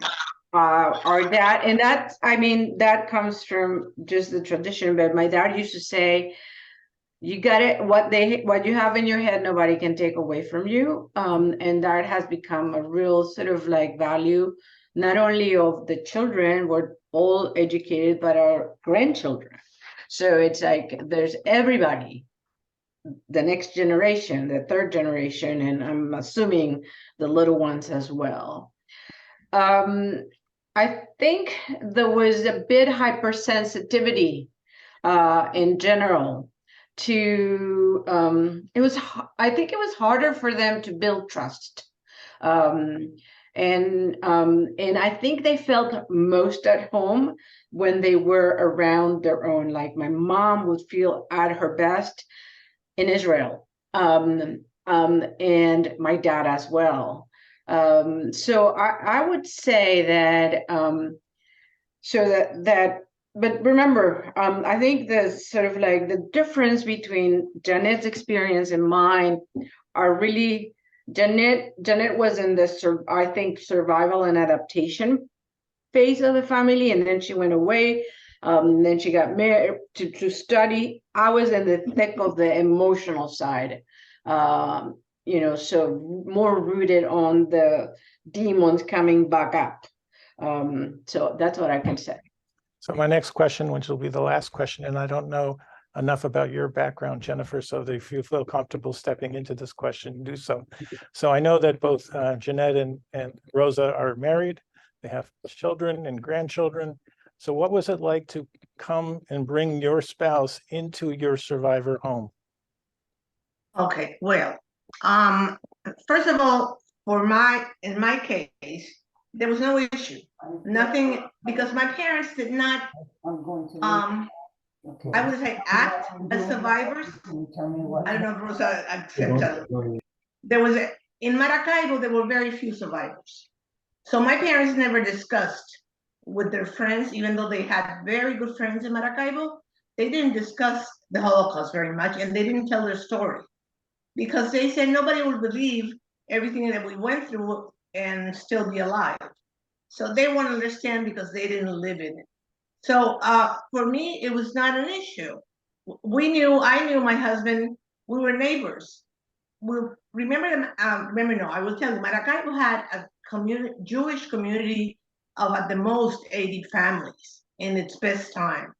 And we were all friends. So my husband was living in Maracaibo also.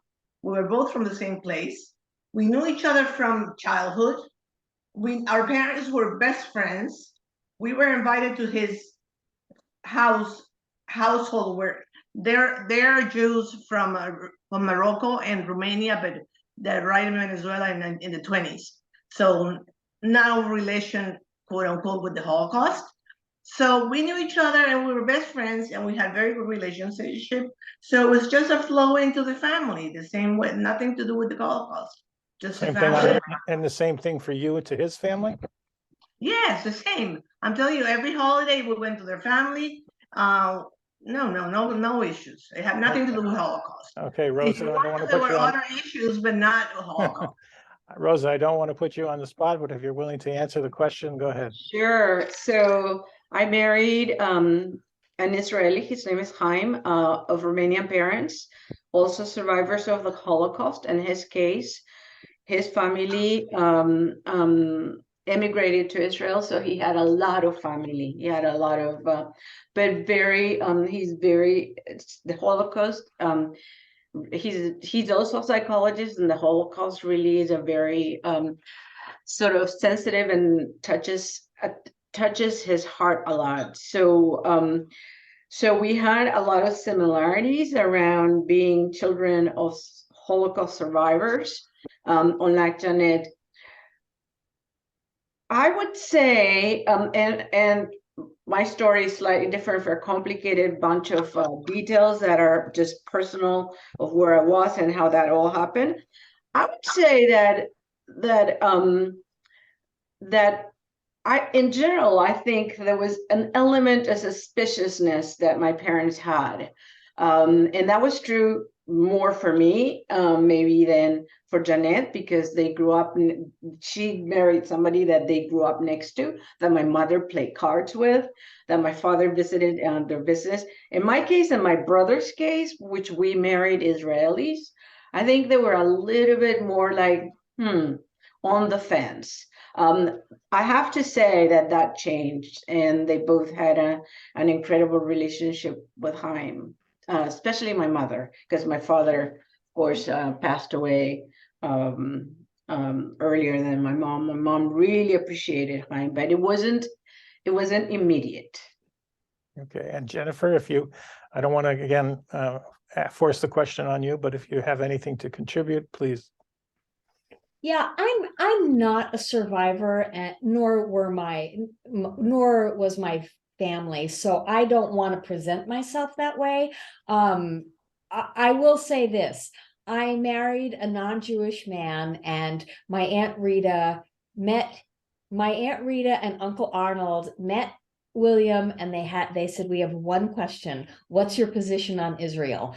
And as soon as he answered that, they said, welcome to the family. So that's really the only way their experience affected their perception and welcoming of future family members and people. Okay, thank you. And I'm now going to open up the program to our audience.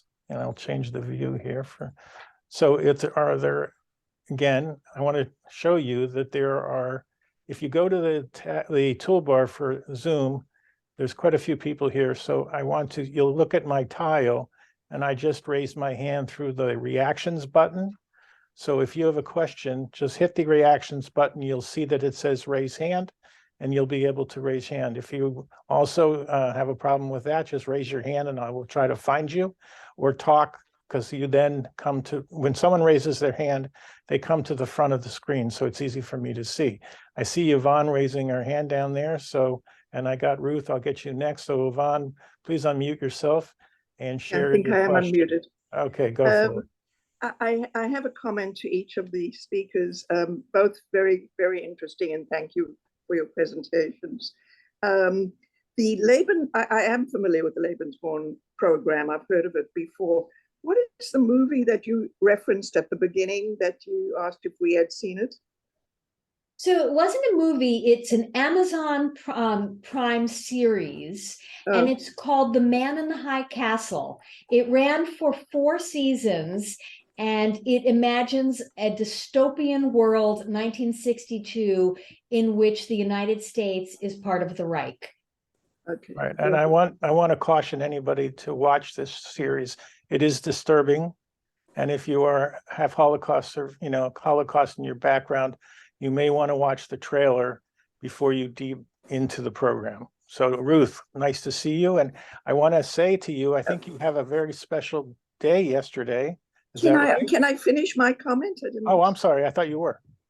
No, that was to Jennifer, but to Jeannette. I don't know if any of you are in San Diego, but we have the film festival, Jewish Film Festival, just started a few days ago. And on Thursday, I saw the movie Deadly Deception at Soberball. And it's a documentary about the archaeological dig to dig up. It was just pure forest over it, had overgrown it.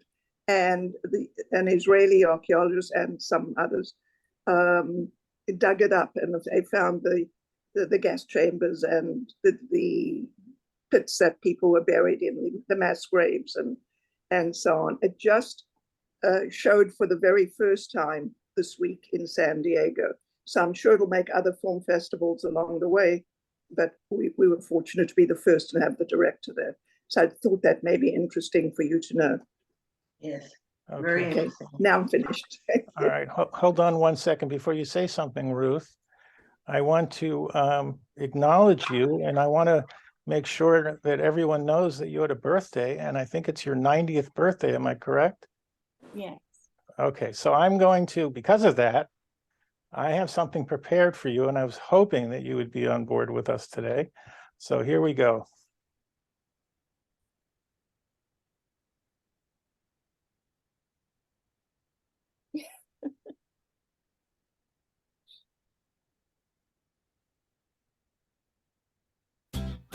Today is brought to you by the letter R and the number 90.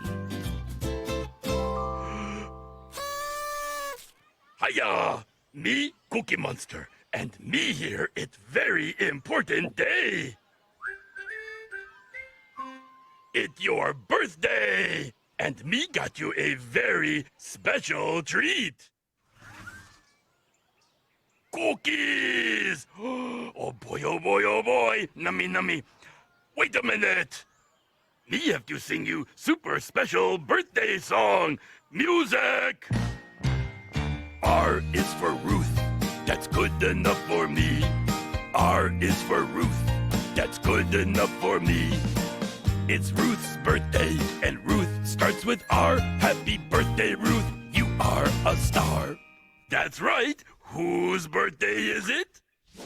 Ruth's! Oh, yeah. R is for Ruth. That's good enough for me. R is for Ruth. That's good enough for me. It's Ruth's birthday, and Ruth starts with R. Happy birthday, Ruth. You are a star. Oh boy, oh boy, oh boy. Yeah. Happy birthday. Now it's time to celebrate with cookies. Nummy num, nummy num, nummy num num num num num num num. Happy birthday, Ruth. Happy birthday. Thank you. Thank you, Jeffrey. I have a comment for is it Jeannette and Rose? You're psychologists and you've studied a lot, but as a child survivor, and I think I speak considering that I've been to a lot of meetings over the years, for most survivors. Yes, some of us have adjusted and we live our normal lives, but underneath there's always that rage and that sorrow that we lost our families and what was done and who did it, and finding out how and why. Jennifer's probably done the best research for that sort of thing. We are puzzled about how people can get sucked into being that, well, insane, actually, and depraved. And they were. I mean, I lived with normal people until my 5th birthday. And from one day to the next, our friends and families were our enemies. They had been told that we were the enemy of the Reich and that we needed to be eliminated, and they just believed it. Obviously, not everybody, or I wouldn't be here. But Ruth, can I just ask you to give a little bit where you were from, and just so everyone in the audience could know a little bit about you. Okay, I was born in Vienna, Austria. And as you are all aware, Vienna was a cultural center, as was Berlin and most of Germany. And from one day to the next, instead of being a place where people enjoyed themselves and pursued education and culture in general, it became it's hard to describe, but from one day to the next, it was like living on another planet. Because my parents and I couldn't go anywhere anymore. They had a subscription to the opera. We went to museums. We went to parks, restaurants and coffee houses. Vienna is famous for its coffee houses. If you were Jewish, you could not go into any of those places. And maybe some of you are asking, how would people know you're Jewish? They knew. Vienna was like a lot of cities, just a little bunch of villages. So everybody in our neighborhood knew everybody. And there was no way to actually pass, especially if you were dark like I was. And my parents had dark hair. But I wanted to tell you that with all the psychology and all of the pretense of living normal, happy lives, and I raised normal, happy children, and we lived a quote unquote American type life. Underneath there was always that rage and sorrow. And watching a show about the Nazis or even about the Holocaust will dig all of that up. And even now, after 80 years, I find myself weeping uncontrollably about something that triggered something. So it does not go away, is my point. And I did want to thank Jennifer for all of the research she did, because that could not have been easy. I've written several books myself, and when I started research, I wound up crying a lot. And just outraged and puzzled. So it's not an easy job, and thank you for writing the book. Thank you. I'm done.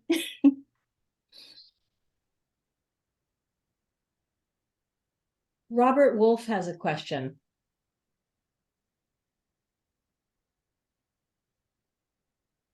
Yeah, can you hear me? Yeah. I thought Roni was ahead of me, but anyway, quick question for, so I lost her, Jennifer. But first I want to say thanks, Jeffrey, for meeting and inviting me to do one of these in August with you, and I look forward to that.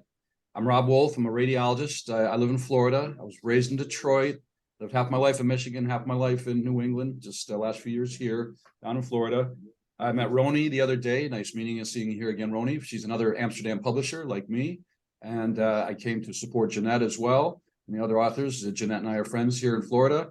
We had a little tete-a-tete, more authors all together, same publishing company, and we have to do more of those and collaborate on ideas about how to spread the word about anti-Semitism and the Holocaust and on and on and on. And in my case, persecution of the Jews in general, because my book covers, my book is Not a Real Enemy, the true story of a Hungarian Jewish man's fight for freedom. Tibor, I want to ask Tibor, I assume that's a Hungarian first name. Just give me a little wave if it is, because I hope you read the book, and I hope everybody reads the book here, and I hope everybody attends my conference too in August, because I have a speech, and I like how you set up your forum. And I guess that's about it for my own kind of summary, but the book's well done. It's about 400 pages, 40 stories. It covers World War I to the end of the Hungarian Revolution in 1956. My dad was a multiple escape artist to two forced labor camps, and once as a med student, and finally after the Hungarian Revolution in 56, he got out. And so ironically, you were talking about Vienna, and my book actually ends in Vienna, which is pretty cool. Literally the last page is Vienna. So I'll leave you at that. I don't want to spoil it. There's a lot of great cloak and dagger stories, forged papers, hiding places, a man on the run for months. And then after the war, it took months to find out what happened to my dad's parents, who were deported to Auschwitz, as was my mom's grandfather, who was a rabbi.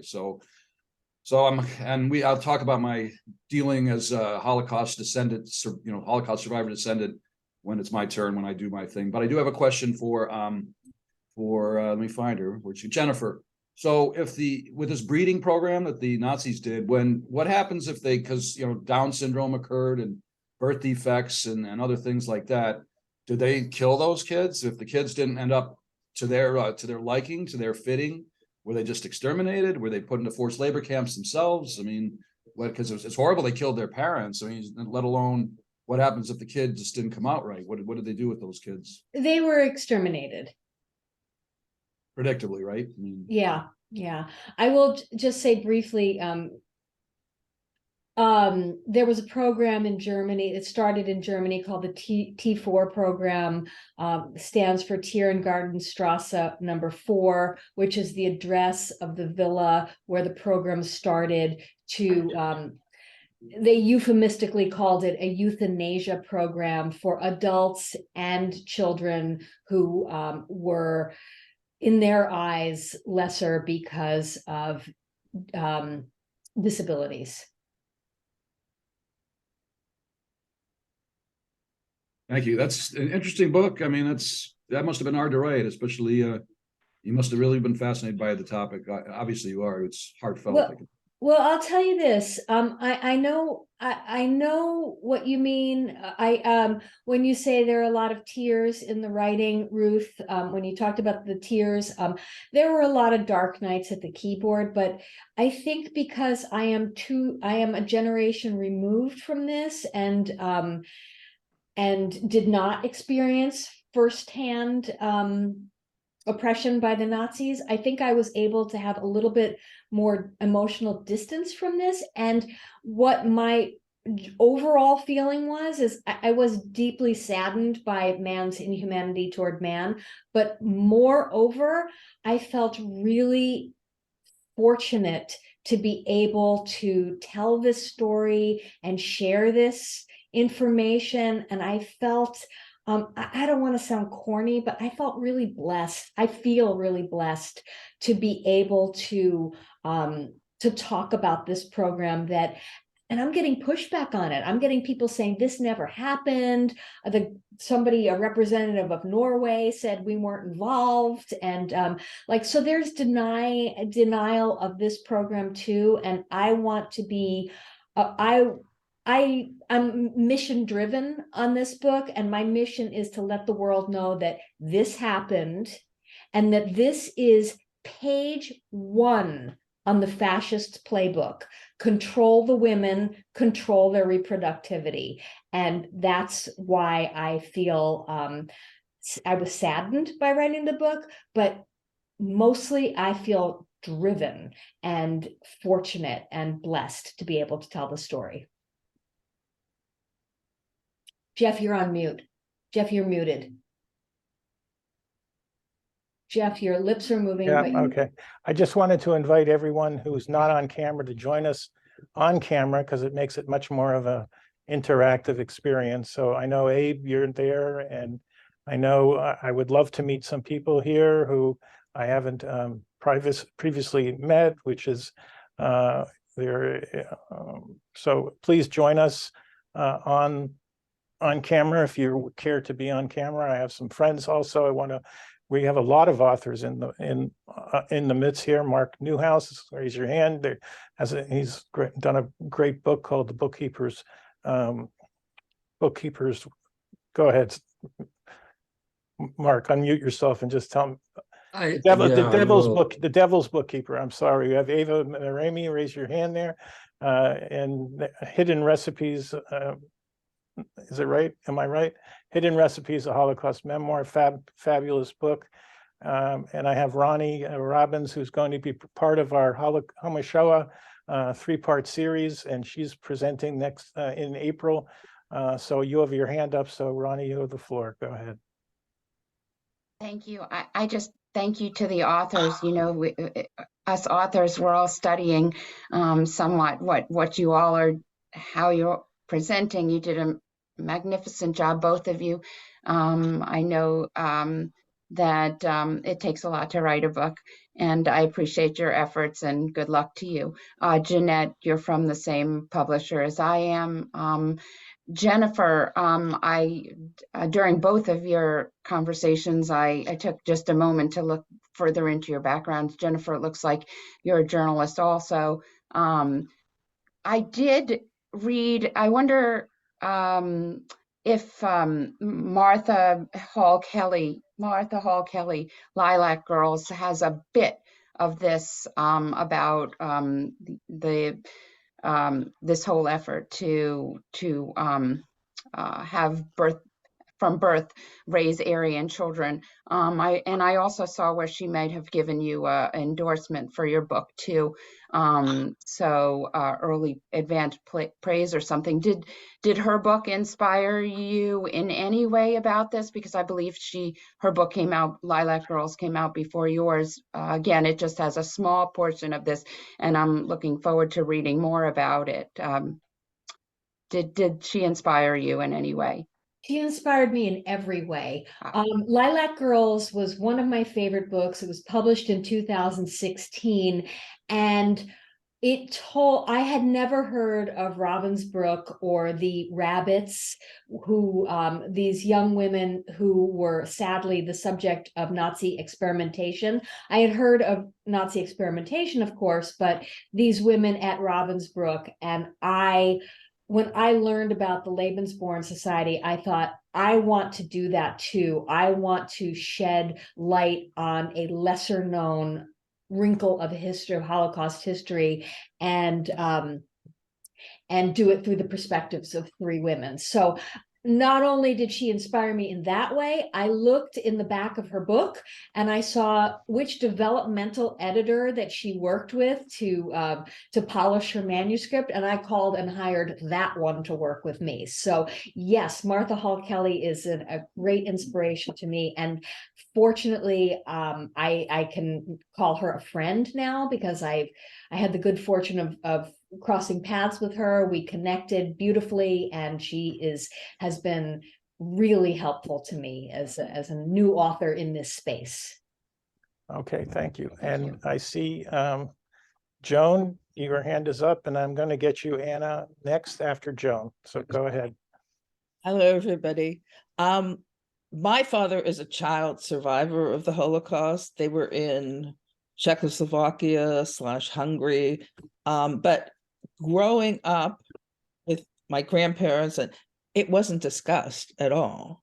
And I don't know how much your families told about their experiences. I had a little, they talked about Cossack coming into the village and doing pogroms. I know they didn't believe that the Nazis would come and they would kill Jewish people. My grandfather had come here, but it was very hard to convince my grandmother to come and bring her kids, which is the only way they got in, because he was already working in this country to raise money, and he was going to go back to Czechoslovakia. So I just wonder what other families experienced about parents, grandparents sharing stories. Well, hold on, before we get any answers, I want to get some more questions, but I want to introduce Tibor and Naomi, who are child survivors like your parents' father was in Hungary, Czechoslovakia. So Tibor and Naomi, raise your hands. So, and both of them are going to be presenting during the Yom HaShoah series to the group. So we're really excited to have that presentation. And if you want to, Joan, Tibor did a testimony this Wednesday in our Havara, which is on the jcrnow.com website. and our YouTube channel and the museum that I really would want you to listen to, because he really gave a great accounting of what his childhood was like. The question that you're asking is a difficult one at this time because we're going to run out of time. So I just want to get to, I know, Anna, you have to unmute yourself to speak, and I want to say hello to you. I don't know if you have you been at one of these events before? So I want to welcome you. No. I'm thankful that you took the time today out of your schedule to join us. I hope you are enjoying what you're seeing. Please ask your question. Well, I don't actually have a question. I'd rather say that I'm in England, and I come from Czechoslovakia, from Czech Republic. And of course, I feel, because many of you are in America, and I feel it's a little bit different experience. I'm a child of Holocaust survivors who have survived by emigrating, and but all their families on both sides were killed, and I very much identify with what one of your readers said, that I grew up without any relatives, not a single one. But I also grew up in a totalitarian state, which makes it more understandable in a way when questions are raised. How come people in Germany believed in certain things and followed rules? And growing up in a totalitarian state gives you actually a very good view, very good angle and perspective into how this is possible, how propaganda works. And I just want to just also add that, at least here in England, the Handmaid's Tale by Margaret Atwood is very, very, very popular, and it's very much about a program to breed children. It's the same topic. And Margaret Atwood said herself that everything she has written in her dystopian novel, all of it has already happened. It's a dystopian world, but the vision, this has all already happened in history. And I also published a book just in October, which is called In the Blood, here, In the Blood, in England. And it's a book about silence and about why so many things are not talked about, and why this silence in those kind of families persists, and about what it's like to go and search if there are any relatives alive. I mean, it's a novel, it's a plot, it's a novel, but it's about someone who is looking for relatives, who is compelled to look for relatives, and what happens when she finds or doesn't find them. Anyway, it's a very interesting group, and I'd like to come again. Well, we'd love to have you. We have a event on Sundays every third Sunday of the month. So I'll send you a little note in chat. And I know that Saul is back, and Saul, you wanted to add your comments, so you have the floor next. Hopefully we didn't lose you. Saul looks like he disappeared again. Ruth, you have your hand up. Go ahead. I had to unmute. Go ahead. All right, go ahead, Saul. Go ahead. I was interested in Jennifer, and I know from my writing a book, and I give credit to anyone who tackles this subject. It's a very difficult subject, and it took away a lot of emotional stress that made me, very depressed during the time frame that I worked on my book. I was just wondering how that affected Jennifer, who really is not a second generation Holocaust survivor, whether it impacted her emotionally the way it did me. Before you answer that, Jennifer, I just want to say Saul's book is called From Brooklyn, from Bergen-Belsen to Brooklyn. It's about his parents who survived Bergen-Belsen and death marches. So, and he's a great friend, also part of the second generation group. So go ahead, Jennifer. You're on mute, Jennifer. Sorry. I really appreciate what you're saying, Solomon, and I feel like I know how hard, well, I don't know how, it must have been really hard for you to write that book. It was hard for me, but my overall sense was one of feeling really fortunate to be able to share the story. So it was a mix, but mostly I felt driven. I would love to ask the group a question while I have the green light around the screen.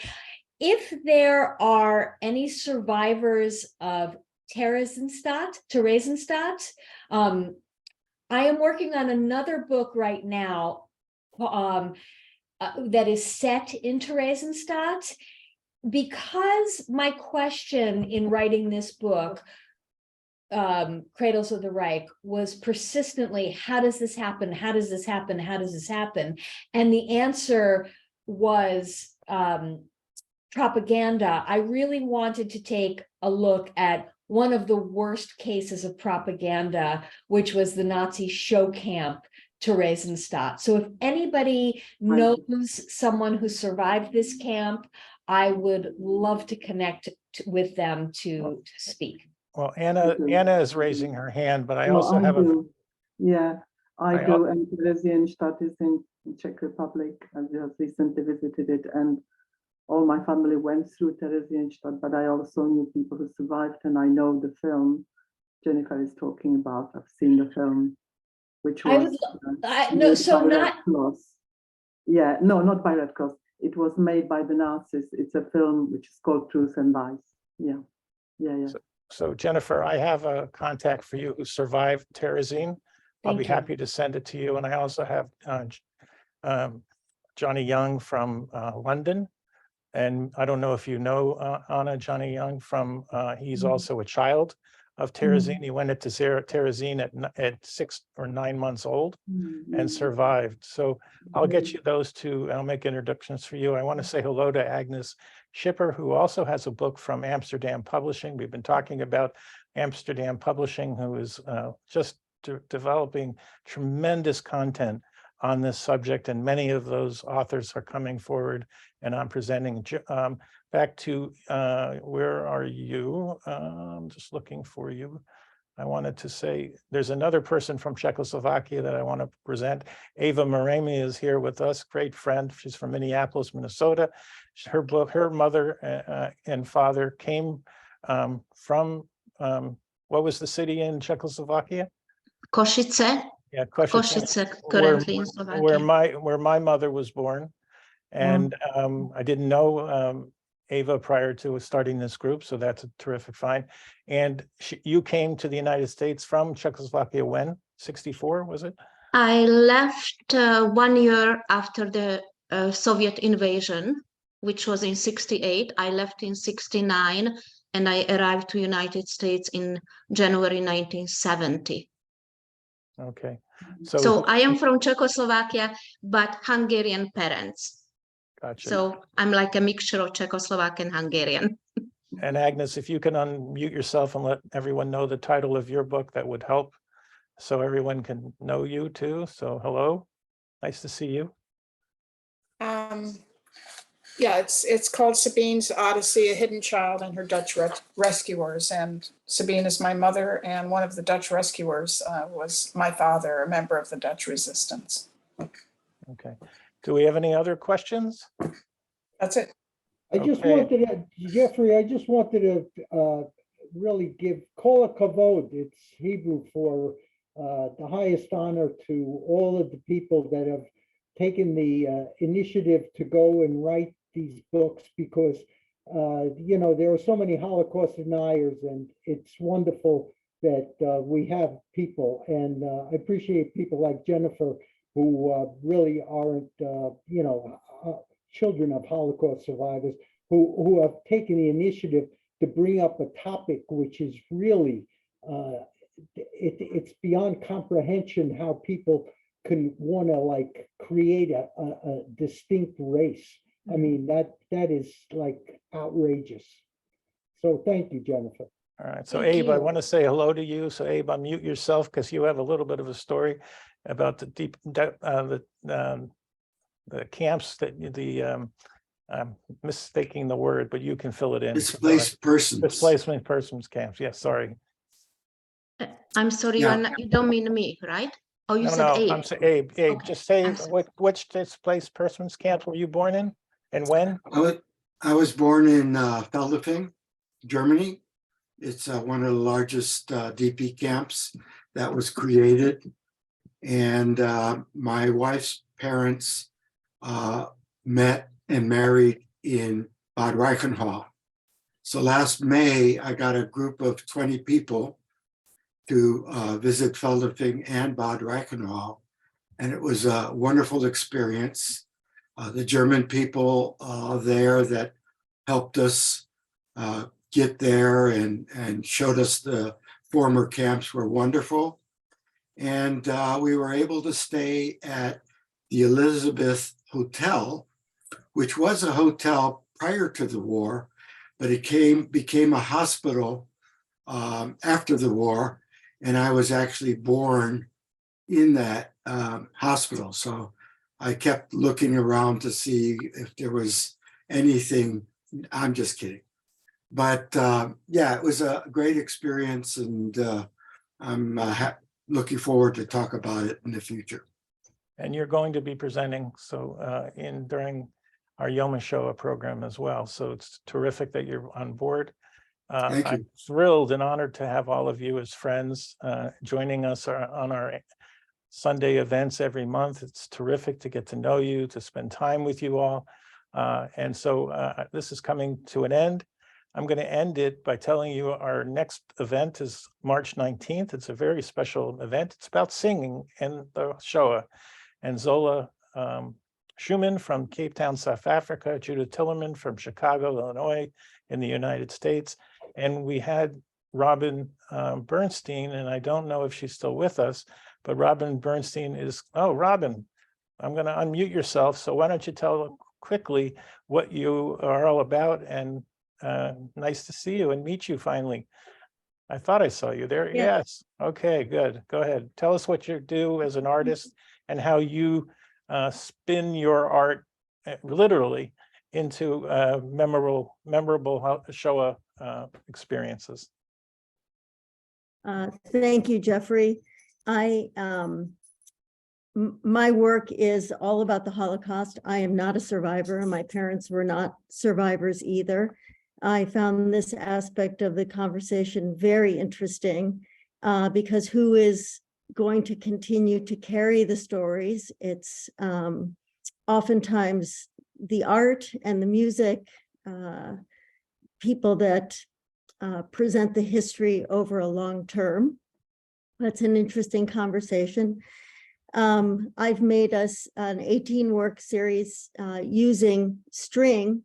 Most of it is old string that I found from Europe from the turn of the century through the 1960s. And what I do is I press thousands and thousands of tiny little cut pieces of this colored string into wax. The wax acts as an adhesive. The pieces are, they take a long time, sometimes up to 6 months to create each one. There are 18. I've been working, I made the series over a period of 13 years. And it's stories of the Holocaust, lesser known crimes, stories of redemption, of a variety of more well-known topics. So that's what I do. And the program is basically going to be on March 19th on Zoom, Sunday. It's called The Songs and Art of the Holocaust. So I hope that you come and enjoy a completely different way of looking at the Shoah through music and through art. So I'm really excited to put that program together, have Robin with us. Zola normally comes, but she's not here, and Judith was here earlier, but she had to leave. So I wanted to thank you. I'm going to let us go out on one more song, and then we'll all say goodbye to each other. So hold on a minute. I hope it's a good song. It is? Okay, hold on a second.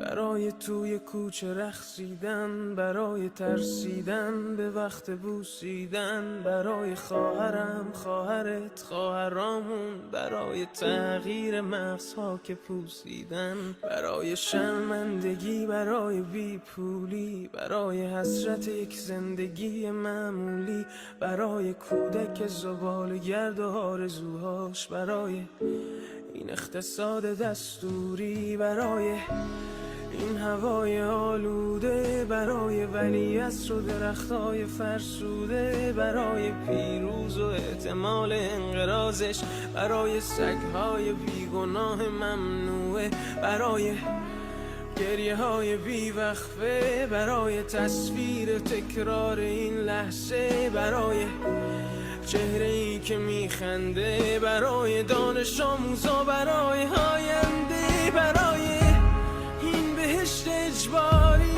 برای نخبه های زندانی، برای کودکان افغانی، برای این همه برای غیر تکراری، برای این همه شعارهای تو خالی، برای آوار خونه های پوشالی، برای احساس آرامش، برای خورشید پس از شبای طولانی، برای قرص‌های اعصاب و بیخوابی، برای مرد میهن آبادی، برای دختری که آرزو داشت پسر بود، برای زن زندگی آزادی،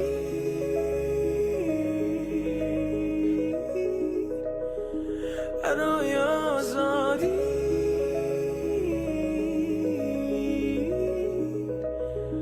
برای آزادی،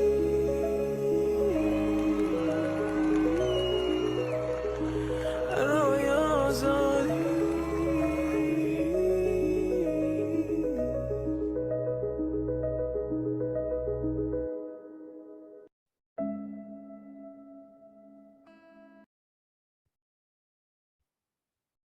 Okay, everyone, thank you for being here. I love you all, and we'll see you on March 19th.